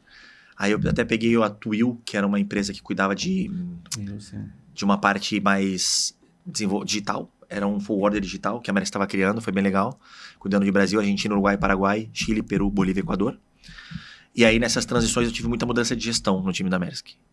E aí eu comecei a ver que a Maersk estava indo para uma tomada mais, que é o que está agora, né, de operador logístico. E aí eles estavam dando preferência para contratar pessoas de forwarder. Então os meus chefes sequenciais ali eram caras de forwarder. E aí eu olhei e falei assim, cara, sou um cara na história da Maersk de Ocean, de marítimo. A chance de eu pegar uma cadeira dessa é muito pequena. Aí eu comecei a olhar com um olhar e falou, sou um cara que eu quero crescer, eu quero aprender. Então eu tenho que pensar diferente. Como é que eu faço para dar esse próximo passo? Então, algumas coisas já estavam me incomodando nesse aspecto de não conseguir mais crescer. Eu já estava 3 anos na mesma função, já estava conseguindo fazer um trabalho razoavelmente tranquilo. Sabe quando você não tem mais tanto desafio? Você já aprende o caminho das pedras, o resultado já consegue. Rotina. Sei. E eu conseguia fazer o trabalho bem feito. Os números, a gente estava estourando os números, super bem nos números. E aí eu comecei a olhar e aí nisso a Luísa me ligou. A Luísa estava na Mercosul na época, me ligou falando assim, ó, tem uma posição legal aqui para você quer vir? E aí me chamou para ser diretor de vendas. Que era o que eu queria, na verdade, né? Sim. Aí eu falei, pô, eu topo. Não veio na Maersk, veio na ex-Maersk, né? Isso. Aí eu falei, pô, é uma possibilidade bacana. Só que eu não sei nada de cabotagem, né? Então é um desafio grande, né? É o que você queria. Eu falei, a possibilidade de eu aprender novo. Alguma coisa nova. E aí eu até vou te confessar que eu fui meio arrogante no começo, pensando assim, vai ser mais do mesmo. Vendas é vendas, eu vou chegar lá, é um negócio novo, mas eu acho que vai ser fácil. E aí tomei um tombo grande, né? Porque, cara, cabotagem é um mundo diferente, é um mundo novo, assim, é um bicho totalmente diferente. Assim, você sai de um mundo que todo mundo sabe o que é navio, que o cliente te liga querendo comprar porto, container, e você vai para um mundo que o cara não quer falar de container, o cara quer falar de caminhão, de porta a porta, de operação logística, de volume de carga, o cara quer falar de metragem cúbica, de peso, e o cara não quer falar de container. Para ele, container é um transtorno, é uma dor de cabeça. Ele faz transporte terrestre, a matriz de transporte dele nacional é caminhão. Sim. Então, você entra ali como um cara, um cliente pequeno. Eu quero mudar o jeito de você transportar. Você faz isso há muitos anos, mas eu acho que você podia fazer melhor. Cara, assim, sério mesmo que você acha isso? Não, um exemplo disso que você está falando, eu lembro da Brado. Quando a Brado começou a utilizar aqueles contêineres de 53 pés, né? Que ela adaptou a carga do cliente. Não existia esse tipo de contêiner, ela adaptou para carregar tubos e conexos, aqueles tubos gigantes. Muito louco. Tem a ver com isso, né? De você entender o negócio do cara e falar, eu vou fazer o que você precisa e não olhando pro nosso negócio. Caramba. O internacional ainda tem muito disso, né? Tem até um amigo meu, Fábio de Virgílio, não sei se vocês conhecem ele. Meu Fabinho, cara, fera demais, camisa 10. Que ele sempre fala isso. O armador, o meio de transporte do armador não é o navio, é o container. Porque o limitador de espaço do cliente é sempre o container. Então, para o cliente, o que sai da planta é o container, o que chega é o container. O navio, obviamente, é o meio de transporte, mas o cliente não vê limitação ali. A limitação é a caixa, porque o armador, a maioria das vezes, ele faz full container. Então, a tua carga tem que encher um container, obrigatoriamente. Se você está menos do container, você está mais que um container, você já não consegue carregar no container. É um problema. A caixa está ali, é o que você falou. A caixa está ali, você não vai mudar de 45 pés para 53 pés para 10 pés. Hoje em dia é 40 pés. Alguns mercados pequenos que sobraram 20 pés, mas a maioria está ali dentro desses 2 números. Então, a carga do cliente tem que se adequar ao meio de transporte ali. Na cabotagem, não. Na cabotagem, se você falar, não cabe no container, então vamos mandar em caminhão. Para ele não é um problema. Assim, o problema é seu. Se não cabe te vira, me atende. Se não cabe no teu container, você vai perder a carga ali. Simples assim. Ele tem outra opção. No marítimo, o cara não vai mandar de aéreo. O cara não vai mandar. A não ser que ele tenha muita carga que ele pode colocar no graneleiro, no breakbook. Se ele tem uma... É outra opção. Mas na vida normal, assim, do cara que trabalha com commodity, ele vai tentar trazer para o graneleiro, mas o cara que não é commodity, o cara não vai conseguir colocar num navio de carga solta mais. Na realidade, hoje em dia é container para ser competitivo. Então, eu acho que essa é a grande mudança que eu senti. Porque eu sentava na frente do cliente, quando você senta como MSC, como CMA, como Maersk na frente de um cliente de internacional, você senta parrudo, né? Você senta grande. Você tem poucos players no mercado e o cara vai girar entre todos e ele vai cair em algum porto que só você trabalha. É isso aí. Então, ele vai sentar na sua frente com uma certa crachá atenção. Pesado, um crachá pesado. O que, obviamente, em venda, você tira um pouco de vantagem. Não é legal falar isso, mas é a vida real. Você senta parrudo e o cara te recebe, né? E quando você senta como cabotagem, não. Você senta pequeno. Porque o cara tem não é você inúmeras que possibilidades. Ele pode porque mandar terrestre, pode mandar ferroviário. Tem um estudo que fala, recente, eu falo recente brincando, ironicamente, de 2017, 2018, que é os últimos estudos feitos pelo Ministério dos Transportes, que fala da matriz de transporte, né, nacional. E aí tem números diferentes por indústrias diferentes ou por empresas diferentes que fizeram esse estudo, mas sempre gira em torno disso. De 1 a 2 ou 3% do mercado nacional, da matriz de transporte nacional, é cabotagem em container. 3%? 65%. De 1 a 3%, tem estudos diferentes. 65%... Eu vi essa pesquisa aí. 65% é rodoviário. E aí você tem mais um pedaço que é duto, você tem um pedaço que é cabotagem, mas é granel, aí você tem outros tipos de meio de transporte. Mas de 1 a 2 ou 3% é cabotagem em container. Isso mostra qual é o tamanho da cabotagem dentro do mercado. A gente tem muito para crescer. Muito. A cabotagem tem muito para crescer, muito assim, mas é imenso. Você fala dentro das empresas, a cabotagem representa de 1% a 10%. Assim, é difícil você encontrar uma empresa que você seja 20%, 30% do negócio dela. Assim, conheço zero, para falar a verdade. Então, por isso que todo mundo fala que a cabotagem tem que crescer. Tem que crescer, porque é um negócio que, cara, é super vantajoso, é ecologicamente correto. Às vezes também, assim, fazendo uma pergunta aqui como advogado do diabo. Mas tem que falar. Às vezes não é muito rígido também, as mesmas regras para o internacional usar na cabotagem? O que eu acho que a gente tem que Por isso o pessoal não adapta. O que a gente tem que transformar do lado do armador, e aí essa é um pouco da cabeça da aliança, que é legal bastante dessa fase da Maersk de integrador logístico, a gente tem que pensar em descomplicar o negócio do cliente. Porque no internacional, o cara que faz o internacional, ele já está adaptado à rotina. Então ele sabe fazer um booking, ele sabe coletar um vazio no depot, ele sabe entregar um container no porto dentro do deadline, ele sabe mandar um draft. No transporte nacional, geralmente o cara que faz um transporte nacional é uma nota fiscal, ele recebe um CTE, o cara faz um agendamento de coleta, um agendamento de entrega e vai embora. Não tem muito segredo. Tem fatura, mas o cara não faz booking. É isso aí. O cara não faz coleta no depot, não faz pedido de liberação pro depot de equipamento vazio. Declara VGM. Não tem nada disso. Então, assim, é mais complexo? Eu acho que o grande trabalho da cabotagem é esconder essa complexidade dos clientes. É tirar a cabeça de armadura internacional, que são as grandes donas, e começar a colocar a cabeça de transportadora. Como é que eu fico mais similar a um processo mais simples? E não é fácil isso, tá? Porque a nossa estrutura interna de navegação, ela implica em vários fatores, né? Eu tenho que necessariamente ter um container lá, né? Então eu não posso ignorar que existe um container que tem um depot. Como é que eu escondo isso do cliente? Esse é o grande trabalho que a gente tem feito na aliança, de tentar esconder através das operações logísticas, que a gente chama de integração logística, né? De oferecer para o cliente isso para ele. Você não precisa mais fazer isso. Deixa que eu faça essa operação para vocês. Deixa que você implementa um multimodal ou um intermodal dentro ou multimodal, ou a gente chama do 4PL lá, que eu também tenho uma parte de agenciamento, que eu consigo falar pro cara assim, o que você quer? Você quer me falar da sua PO, quando você quer a coleta da sua PO, e deixa que o resto eu faço. Legal. A gente oferece warehouse. Você não quer fazer isso? Deixa a carga no warehouse, só me diz quando eu tenho que transportar, e eu transporto para você. Que aí eu escondo toda essa parte do cliente. Legal. Que aí eu tiro da frente dele o olhar do armador internacional, e ele vai ver um caminhão chegando na doca e um caminhão saindo da doca, que é o que pra gente seria o melhor dos mundos. Só vai demorar um pouquinho mais, mas vai chegar. Exato. Da mesma forma que ele tá acostumado. Exato. E aí, essa transição do internacional, quando eu fui com a Luísa lá pro outro armador, o meu olhar de aprendizado foi esse, de como era diferente a tratativa no dia a dia com o cliente, como o cliente me recebia com um olhar diferente. De falar, você vem aqui pra mim, cara, você vai me complicar, jura? Quando você vai vender para um cliente internacional, você vai vender o mesmo produto numa outra cor, caixinha diferente. Você tem outros acessórios? Tem, lógico que tem. Mas no final das contas, o cara sabe que o processo é parecido. No nacional, não. No nacional, você vai oferecer para um cara um produto diferente. É um Uber, um táxi e um ônibus.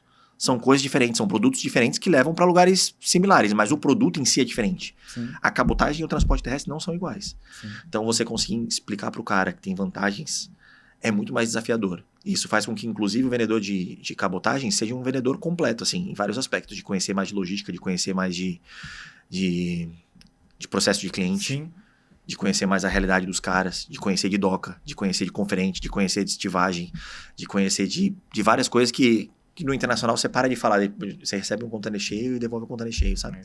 Então eu acho que essa transição que os armadores internacionais e a Maersk está fazendo também tem a ver com isso, de como é que, eu falo para todo mundo, a gente tem que transformar o internacional em cabotagem, porque já tá lá, né? Já nasceu assim, a cabotagem nasceu assim, né? Não, eu ia falar, e aí a transição, nesses 3 anos eu passei aprendendo isso. E aí a Luísa saiu de lá e foi pra Aliança, Luísa Bublitz, e aí ela me chamou para ir para lá. E aí, Eu ia perguntar isso, o que foi que te atraiu para voltar para Maersk? e aí foi assim, essa foi a grande mudança, assim, foi um momento muito especial para mim, porque, cara, eu falei para vocês, eu conheci pela Maersk 17 países. Estão todos tatuados aqui no meu corpo, se vocês olharem, aqui tem vários países, assim, e eu não tinha nem passaporte quando eu entrei lá. Então, a Maersk pagou minha faculdade, pagou meu MBA. Então, tem várias coisas que eu fui construindo ao longo da minha carreira, me deu oportunidade de crescimento, me promoveu de coordenador, supervisor, gerente. Cara, foi, sabe, tudo. Então, eu ter saído de lá e voltar para casa tem uma sensação bacana, assim. Então, quando ela veio falar comigo, obviamente, meu olho brilhou um pouco de falar assim, vou voltar para casa, vai ser legal e tal. Vai ser diferente. Muita gratidão pela casa que eu passei anterior agora, porque também me deu alavancagem pra posição que eu cheguei hoje. Sim, tá. Então, tenho muita gratidão mesmo. Conheci pessoas muito especiais lá, me desenvolveu muito para aprender sobre cabotagem, foi muito legal. Mas ir pra Aliança teve um pouco dessa combinação de vou voltar pra Maersk, que é a casa que me formou, mas trabalhar no armador que fundou a cabotagem no Brasil, que é a Aliança. Aliança. Trabalhar com pessoas que são super referência na cabotagem, né? Então, você olha pro Jaime, que trabalha lá com a gente.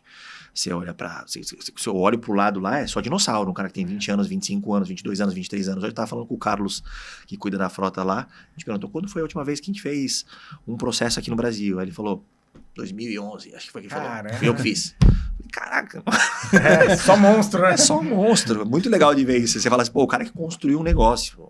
Então é legal, assim, pra mim, eu falei pra vocês agora, eu sou um cara que gosta de aprender, uma baita oportunidade de olhar pro lado e falar o que eu tenho pra somar, que é gestão de pessoas, eu estudo muito, adoro a gestão de pessoas, a amplitude de vendas, que eu passei por várias cadeiras. Legal. E o que eu tenho pra aprender? Um mundo. Um mar de negócio, de olhar pro lado do cara e falar assim, cara, o que tu tem pra me ensinar? O cara sabe muito de negócio, o cara sabe muito de estufagem, o cara sabe muito de navio, o cara sabe muito de não sei o que lá. E aí, então, todo dia eu sento do lado de alguém pra falar. Como é que funciona isso? Me ensina aí, vamos aprender de número. Legal. Top. Então, pra mim, o que me trouxe de volta pra lá foi isso. Foi a possibilidade de voltar pra casa, numa empresa que não é a mesma casa. Então, eu vou reaprender, vou voltar a aprender coisas novas, né? Fazendo outra coisa diferente do que você fazia quando você saiu. Exatamente, eu estava na exportação e importação, agora eu estou na cabotagem, o que é bacana. E acho que também a parte cultural da Maersk também me atrai muito, assim. Eles têm uma abordagem, é bem bacana falar isso também, porque eu acho isso muito diferente. A Maersk tem valores super fortes e super sólidos, assim. Então, uma das coisas que eu conversei muito com a Luísa e com a Luciana, que foi a pessoa que me abordou no RH lá, que a gente conversou, foi sobre isso, assim, de... Eu acredito muito nos valores. Isso pra mim é muito importante, vocês sabem, eu falei da minha trajetória agora. Eu sou motivado por essas coisas, eu acho que história e cuidado com as pessoas e todos os valores da empresa são muito importantes pro meu... Eu já tô num estágio de vida, graças a Deus, que eu me dou o direito de escolher as coisas. Então, se eu olhar pra um lugar e falar assim, pô, eu quero trabalhar do lado de pessoas legais, com valores legais, pra mim é o melhor dos mundos. É o melhor dos mundos. Então eu vejo que a Maersk tem valores fortes que combinam muito comigo e voltar para casa teve muito a ver com o momento. E você falou em valores e pessoas, né? E você contou toda a tua trajetória, é espetacular a tua história, por onde você passou, várias empresas, várias pessoas. E nessa trajetória toda, você já citou muitos nomes aqui, né? Mas existe uma pessoa em especial que eu gostaria de fazer uma homenagem, mencionar? Tem a minha mãe, né? Eu acho que eu não posso falar de outra pessoa que não seja ela. Sim. Tenho que falar. Guerreira total. Nossa. Qual o nome dela? Maria José. Zezé, Maria como José. chama. Ela é a pessoa que me inspira, assim, sabe? Eu falo pra todo mundo, assim, pô. Mãe de 3 crianças. Sozinha. Meu pai foi embora. Ela ficou sozinha. Pelo que ela passou. Do jeito que ela trabalha. Minha mãe trabalhou de tudo que você possa imaginar. Eu vi minha mãe... Eu acho que eu trabalho do jeito que eu trabalho hoje, porque eu olhava pra ela e falava, minha mãe com 3 filhos. Com o pé operado, saí pulando na rua pra levar os filhos no colégio, pra depois ir trabalhar. Minha mãe trabalhou aqui no anonimato, fazendo faxina de vez em quando. Caramba. Na época do anonimato aqui atrás. Minha mãe trabalhava cuidando de criança. Minha mãe trabalhou fazendo faxina na casa dos outros. Minha mãe trabalhou em farmácia. Minha mãe trabalhou em uma farmácia em Cubatão. Então, assim, eu vendo o que ela construiu, eu acho que o mínimo que eu posso fazer é devolver pra ela em algum momento isso. Não, e eu tenho certeza que ela tem muito orgulho, né? Muito orgulho, muito orgulho. Eu falo pra ela, cada vitória Olho que eu tenho... brilha todo dia. Cada vitória Não que só eu quando tenho... trabalhou em São Paulo. Eu recentemente comprei um carro na transição de empresa. Primeira coisa que eu fiz, eu saí da concessionária, parei o carro na porta da casa dela e falei pra você ver o carro que eu comprei. Que da hora. Pra todo mundo pode ser uma coisa simples, mas pra mim é mostrar pra minha mãe, e eu falo pra ela assim, isso aqui é nosso, não é meu.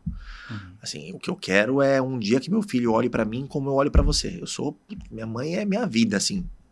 é minha vida, minha mãe é minha vida, assim. Se tem uma pessoa que me inspira, que me guia, quem é minha... Ela fala que eu sou pai dela, mas mal sabe ela o quanto ela me ensina. Eu falo pra ela o tempo inteiro. Ela fala, você que me ensina, você que fala. Mas assim, eu escuto muito ela. Eu sou um cara de observação. Eu sou um cara que eu aprendo. Eu não consigo acreditar muito no que as pessoas falam, sabe? Não é meu estilo. Se você me falar alguma coisa que você faz, eu, ao mesmo momento, já tenho uma opinião formada sobre aquilo que você me falou, porque eu tô te observando o tempo inteiro. Eu gosto de aprender. Então, um grande aprendiz, ele é observador. Sim. Então, a minha mãe, ela não precisa falar muita coisa, mas eu via o que ela fazia. A minha mãe deu a vida pelos filhos. A minha mãe não fazia unha, não fazia cabelo. Ela foi o espelho, Não tinha né? tempo ruim pra ela. A vida dela era tudo que ela recebia, que ela fazia, ela dava pra gente. Tudo. Você tem noção que ela formou 3 pessoas, três filhos, com o que ela tinha na mão, que era nada, assim. O que ela fez por nós, eu chegar na cadeira que eu cheguei, pra mim, olhando pra ela, eu falo pra ela, se eu conseguir fazer isso com meu filho, cara, pra mim eu sou o melhor pai do mundo. Então, assim, quando você fala de homenagear, o que eu tenho é que agradecer só. Agradecer ela, porque se eu conseguir um dia ser 1% do que ela foi pra mim, do que ela é pra mim, de inspiração pros meus filhos, morri já assim, feliz, sabe? Que meu filho olha pra mim do jeito que eu olho pra ela, de propósito, assim. Outra coisa também, minha mãe, ela se vende como muito dura, assim, sabe? Pelo que ela passou na vida, ela se vende como muito dura. Ela fala, eu sou grossa, sou ríspida, falo mesmo e tal. Mas ela tem uma coisa que ninguém tem, assim, sabe? Ela tem um brilho no jeito dela, nas coisas dela. E eu falo pra ela assim, você faz as coisas que você faz por excesso de amor. Ela briga por excesso de carinho, ela briga por excesso de amor, ela quer a gente cada vez melhor. Então, todas as pressões que eu tive na minha vida, toda vez que ela briga comigo, ela puxa a minha orelha, você tá deixando o teu filho fazer isso, não sei o que lá, blá, blá, blá. Eu sei que ela tá fazendo isso e eu vejo isso nela, porque ela quer tirar o melhor da gente. Então, acho que foi isso um pouco que me construiu também, de olhar pro lado e falar assim, com tudo que ela fez, eu não tenho o direito de não vencer. Foi o que eu te falei agora há pouco. Chegou em algum momento da minha vida que eu falei assim, eu não tenho o direito.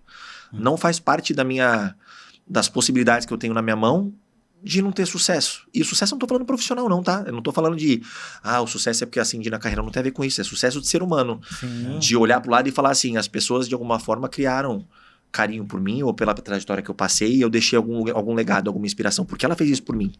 E talvez eu, por ter nascido em algum momento, por ela ter passado por teus filhos, eu tirei essa possibilidade dela.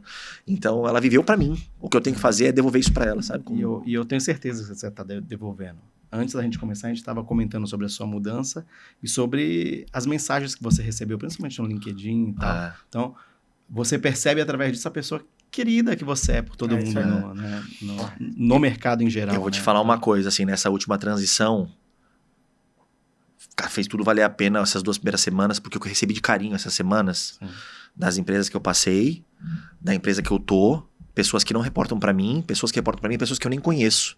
Legal. Então eu vou te falar que isso pra mim é o prêmio. A vitória pra mim, de fundo do meu coração mesmo, assim, minha gratidão por tudo é olhar esse tipo de mensagem. Eu li uma mensagem no LinkedIn que me mexeu muito, que foi uma pessoa que eu não conheço, que ela falou assim, você talvez não me conheça, mas a sua história é muito inspiradora pra mim. Eu nem sei quem é a pessoa na vida real, queria muito conhecer. Que legal. Mas assim, saber que eu consigo fazer por alguém o que várias pessoas que passaram pela minha vida fizeram por mim, é muito legal, assim. Conseguir olhar e falar assim, pô, eu tô deixando aberta a possibilidade de que a pessoa olhar pra mim e falar assim, pô, se ele conseguiu, eu vou conseguir também. Legal. Então eu acho que, exatamente o que você falou, assim, as mensagens, elas são uma chancela na passagem, assim, eu recebi quase 800, 900 mensagens nesse período aí de transição, em 2, 3 semanas. Ligações super especiais, ligações de pessoas que eu esperava, de pessoas que eu não esperava, mas acima de tudo carinho das pessoas falarem, pô, que legal que você voltou, você tem muito dos valores da cultura do que a gente quer ver e tal, então, assim, foi muito especial pra mim, foi um momento, porque toda vez que você deixa uma empresa, que você faz uma movimentação dessa, pra gente como ser humano é muito difícil, né? A gente sair da zona de conforto, eu tava numa situação legal lá, eu tava curtindo o que eu tava fazendo, eu tava num ambiente que já me acolhia, já tava antenado e no que fazia no dia a dia, o meu time era um time muito próximo de mim, gostava muito deles, então você tomar a decisão de sair é difícil, mas aí quando você sai e você sente esse carinho, faz tudo valer a pena, né? Valeu mesmo. Eu acho que valeu muito a pena. E nesse período todo, você já contou várias, mas tenho certeza que tem outras histórias. Agora eu quero história engraçada. Causos. Cara, eu tenho uma história engraçada. É. A primeira história engraçada que eu tenho pra falar pra vocês eu falei pra vocês agora há pouquinho de como eu nunca me imaginei trabalhando de terno e gravata. Eu falava isso o tempo inteiro. Eu falava pra minha mãe, a única coisa que eu não quero na minha vida é trabalhar de terno e gravata. Não tenho paixão por isso, não acho legal. Um monte de pinguim, né? Andando pra lá e pra cá, engravatado. Tipo, não gosto. Puta preconceituoso, falando, cara, um monte de playboy, otário. Eu falava isso mesmo, é feio demais falar isso, mas é verdade, na minha cabeça era isso. Não tenho vontade nenhuma de trabalhar de terno e gravata. E aí o tempo foi passando, eu me vi trabalhando de terno e gravata. E achava muito engraçado que eu olhava pro lado e falava assim, nossa, como é que o mundo é irônico, né? Esfregando na minha cara. E o futuro era cada vez mais, né? Conforme eu ia subindo, mais me exigiam de colocar em situações, de me colocar mais nesse formato. Eu sou um cara de churrasco na rua. Lata cortada, final de ano, Tijolo, descalço e bermuda de tactel. Eu sou esse cara, mas ao mesmo tempo eu sou um cara que tem que usar um terno e gravata para uma reunião com um cliente de nível executivo. Sim. E aí eu tive que aprender nesse meio do caminho a transitar nisso tudo. Tem até uma história engraçada que eu tava comendo uma vez no restaurante com ele, eu fui tirar o caroço de azeitona da boca e eu tirei com a mão. Ele me deu um tapa, falou, tira com o garfo. Ele me dava toque de etiqueta, era engraçado isso. Ele falava, pô, na hora que você for pegar o prato, são coisas que obviamente não eram comuns à minha realidade, né? Não era... E aí eu tive que aprender. E em vários momentos eu ainda me sinto desconfortável em algumas situações de falar, cara, que eu será que eu vou levar um tapa ainda? E até porque pela posição as pessoas esperam às vezes que eu tenha uma reação diferente. E cara, eu não sou esse cara. Eu sou um cara super informal, eu sou um cara super descontraído e eu gosto do ambiente informal. Eu acho que deixa todo mundo mais à vontade, né? Mas é engraçado porque ao longo desse caminho, em várias situações, eu me peguei de falar... Jamais imaginei que eu ia fazer isso, era totalmente contra isso. Lá vou eu fazer o que eu não imaginava. E aí falar, cara, juro que eu vou entrar nesse restaurante, a conta deu tudo isso, nossa, eu quero me matar com essa conta. Nossa, meu Deus do céu, é muito engraçado, mas eu me peguei várias vezes. Eu acho que outra história bacana também que eu tenho pra contar essa não começa tão engraçado, mas termina engraçado. Porque a gente teve um exercício que eu passei numa das empresas que em algum momento me perguntaram, a gente tinha que dar feedback para as pessoas, assim, né? E as pessoas escreviam no papel e aí você recebia feedback no papel.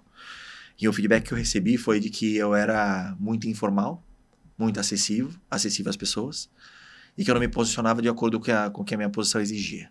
Nossa. Nem na forma de me vestir, nem na forma de me comportar. Isso no dia me tocou forte. Bem dolorido mesmo, pra falar a verdade, porque toca num ponto que, assim, já me sinto desconfortável, que eu já falei pra vocês agora, tem várias situações que eu não me sinto à vontade, porque não é o meu habitat. Então, quando alguém te fala isso, parece que toca na ferinha que você já se incomoda. Eu falo, caraca, realmente é isso mesmo, assim, eu tô desconfortável. E eu não quero me colocar nessa situação. Eu na verdade, eu batalho contra isso. Eu batalho pra não me formar um cara inacessível. Para não sentar numa sala fechada, para não ficar distante do meu time, dos meus pares ou dos meus superiores. Eu quero a proximidade. É isso aí. Eu acho que o valor tá ali. O que eu sei, o que eu aprendo do cara que libera o container até o cara que toma a decisão de comprar uma empresa. Porque cada um vai ter uma coisa para me ensinar. Então eu gosto desse tipo de acessibilidade, de almoçar junto, de sentar junto no escritório, na mesa. Eu curto isso, acho isso bem bacana. Então isso me tocou muito, muito dolorido. Mas foi bom ver que em algum momento isso virou para essa mesma galera um ponto positivo quando eles começaram a reportar para mim em algum momento. Então essas mesmas pessoas que falaram isso para mim, quando eu virei líder, me falavam que isso era o valor que tinha para eles, o que me transformava em diferente. E falar, Que coisa, né? pô, é bom que você... E aí eu falava para as pessoas, eu falava assim, eu lembro que uma vez você me falou diferente. Que você achava que isso era ruim. Mas agora, quando você é liderado por mim, isso faz bem. Não é gostoso? É gostoso, não é gostoso? Quando você estava do meu lado, não era tão legal. Mas agora que você está reportando para mim, não é prazeroso ter acesso às pessoas e ter a pessoa informal do seu lado, uma pessoa que te dá acesso para te ouvir, que ela se importa com a sua opinião, que ela não tira essa distância, não se coloca numa posição... Não é legal isso? A gente tem que passar por isso para poder aprender. Então, eu acho que isso é uma história bem bacana. Eu acho engraçado porque... Tinha tudo pra... Se pega um cara meio vingativo, né? Falar, agora é minha vez, né? Mas não, eu acho que o valor tá nisso, né? De você conseguir trazer... Eu acho que esse... Não, você pegou um negócio, você pegou algo que... Me feriu, né? Era negativo, né? Isso. E tornou ele positivo para uma outra ótica, né? Para a pessoa ter uma outra visão. Mas, Duque, que história legal, Que história, né, cara? cara. Confesso pra você que tô bem feliz, né? De ter recebido você e... Eu não imaginava que o bate-papo fosse desse jeito, mas muito legal. Muito legal. Muito legal. Parabéns pela trajetória. Eu que agradeço vocês, agradeço, eu falei pra vocês o nome de pessoas aqui, mas tem muita gente que passou na minha carreira aí, se eu não sei, não mencionei alguém, mas tem muita gente que passou pela minha carreira. Eu acho que, se eu pudesse, a gente falou bastante de carreira aqui, se eu pudesse dar uma dica pras pessoas, e aí eu falo de coração aberto, façam sempre o seu melhor, sempre façam o seu melhor e tratem as pessoas muito bem. É isso aí. Porque as pessoas estão observando o tempo inteiro. E não é por assim, eu vou fazer isso porque amanhã o cara pode me ajudar e o cara pode ser meu chefe. Não é por isso. Você tem que fazer porque o mundo vai conspirar para as coisas darem certo para você. Se você fizer as coisas direito, se você se dedicar, alguém vai estar observando. Quem você menos espera vai te observar e a oportunidade vai aparecer. E aí as coisas vão acontecer naturalmente. Então, assim, seja grato por todo mundo que passou, cuide das pessoas de uma forma geral e só trabalhe muito. Muito. Estude bastante. Falo para todo mundo que trabalha comigo que estudar tem que estudar todo dia. A gente falou do podcast. Sim. Cara, eu estudo todo dia. Todo dia eu tenho 45 minutos, 1 hora que eu estudo. Seja no carro, seja antes de dormir. Eu sempre estou estudando alguma coisa. Legal. Porque eu acho que isso faz muita diferença. Sentar numa mesa, pessoas que nem você e conseguir falar de tudo. Falar de política, de economia, de guerra, de, sei lá, de investimento em ação, em qualquer coisa. É de transitar entre tudo. Você tem que ter um pouquinho de leitura de cada coisa. E aí no que você, obviamente, você trabalha, você se especializa, mas você tem que ter um olhar abrangente no mundo, né? Você não pode sentar numa mesa do lado de um cara e o cara falar de alguma coisa e você tá vazio, um copo vazio sobre o assunto. Não. Acho que não é vergonha pra ninguém não saber de tudo, mas pelo menos você tem é diferente, né? Quando você entra lá de um cara que consegue transitar. Então, estudar, aproveitar as oportunidades e, com certeza, o grande diferencial, acho que, da minha carreira foi cuidar das pessoas o tempo inteiro, sendo elas embaixo, lateral ou em cima, tratar com o mesmo respeito, com a mesma educação, que isso volta pra gente com certeza. Volta. Papai do céu cuida da gente. O mundo vai te devolver o que você faz para o mundo, né? Você é um cara que sempre me acolheu. Eu falei isso pra você, né? A gente tem esse relacionamento de anos, porque eu lembro que você contou a história agora há pouco, a gente tava falando, quando eu fui analista do Riffer, que eu comecei a fazer os treinamentos, eu levava os clientes lá, você era super atencioso até hoje. Você me ligou ano passado para oferecer um prazer negócio. Pra mim. Porque parece besteira, mas, cara, são pessoas que ficam na nossa trajetória. O cara que te estendeu a mão uma vez na hora que você estava abrindo uma porta no elevador, você grava isso.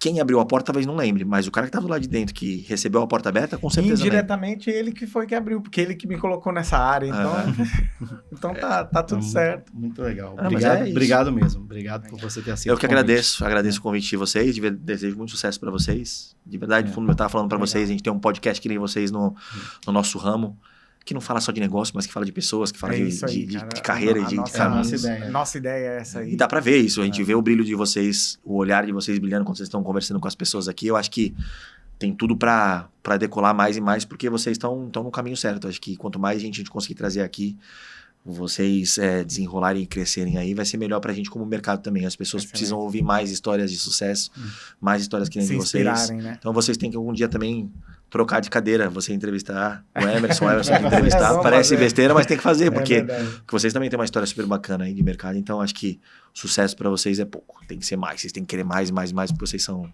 muito bons no que fazem. Muito obrigado. E agora, para encerrar, a gente tem um quadro chamado A Deriva. Vambora. Vamos fazer uma pergunta, vamos colocar uma palavra para você e você vai falar o que você quiser sobre ela. Tá bom? Para você, Dona Maria José. Tudo. Minha base. É meu pilar. Minha sustentação de vida, é isso. Foi quem me criou, foi o meu espelho. É isso. Legal. E a cabotagem? Cabotagem é um bebê engatinhando que eu faço... Fico feliz de estar participando dessa trajetória toda com a cabotagem. Então, eu acho que é o futuro do Brasil. A gente tem que investir muito. Acho que as autoridades têm que olhar de uma forma diferente para a cabotagem, porque tem muito para crescer. Ecologicamente correto, redução de custo, uma opção de cadeia. Mas eu acho que é um bebê. Está começando. Eu falei agora um pouco, né, de 1 a 3% de crescimento. Então, tem que crescer. E como você falou, você até citou a palavra futuro. O que é o futuro? Futuro. O meu sonho de vida eu quero sentar numa cadeira de presidente de um armador internacional.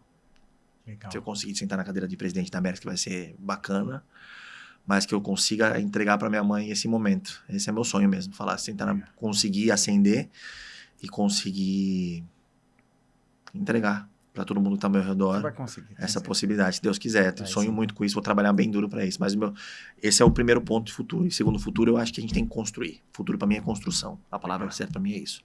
É você criar um objetivo e caminhar na direção dele. O que vai acontecer, aí depende de outras coisas. Mas você tem que ter um plano e tem que caminhar naquela direção. Pessoas. Meu MBA agora é de gestão de pessoas. Por quê? Pessoas, para mim, são as grandes engrenagens para fazer as coisas funcionarem.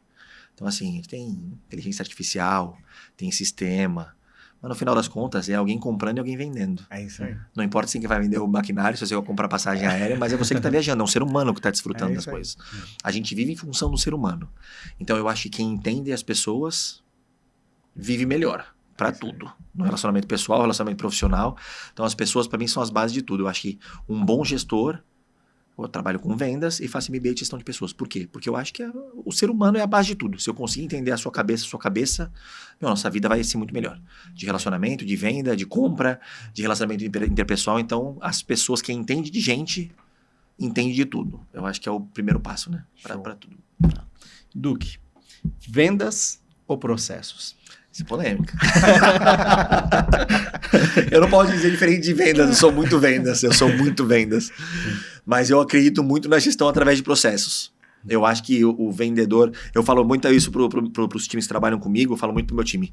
Tem uma grande diferença na minha cabeça entre vendedor e executivo de vendas. O vendedor é o cara que senta na tua frente para te vender. O executivo de vendas é o cara que planeja isso. E ele sabe o que ele vai fazer na sua frente, como ele vai fazer e por que ele vai fazer. É isso aí. Eu acho que o executivo, ele é diferente. O vendedor, ele vai pegar um produto e vai parando as pessoas na rua e vai vendendo. O executivo, não. O executivo, ele é mais assertivo no que ele vai fazer. Ele planeja, ele monta um plano, ele planeja quem são os clientes, ele monta um plano para cada um dos clientes, ele pensa na técnica de venda que ele vai usar, ele senta na sua frente com uma formação de raciocínio e ele conduz a sua cabeça para a decisão que ele quer que você tome. E aí, no final das contas, ele oficializa isso, ele registra isso e ele traz um monte de conhecimento para dentro da empresa de como é que foi feito isso, para que a gente torne isso multiplicado em várias outras vendas. Então, para mim é venda, sem dúvida. Gente, venda. Você não tem quem comprar, é quem vender, as coisas não acontecem. Mas que, se a gente puder colocar uma pitada de processo aí dentro, tudo melhor. Legal, melhorou, né? E assim, encerramos mais um grande episódio. Tenho certeza que vocês gostaram demais. História surpreendente. Eu amei, espero que sim. Muito obrigado mais uma vez por vocês estarem conosco. Pessoal, não se esqueçam de curtir e seguir nas redes do Sem Calado e indicar aos amigos aí. Tem muita história legal e muita informação de qualidade. Grande abraço. Toda quinta-feira, episódio novo. Acompanhe a gente lá. Um abraço.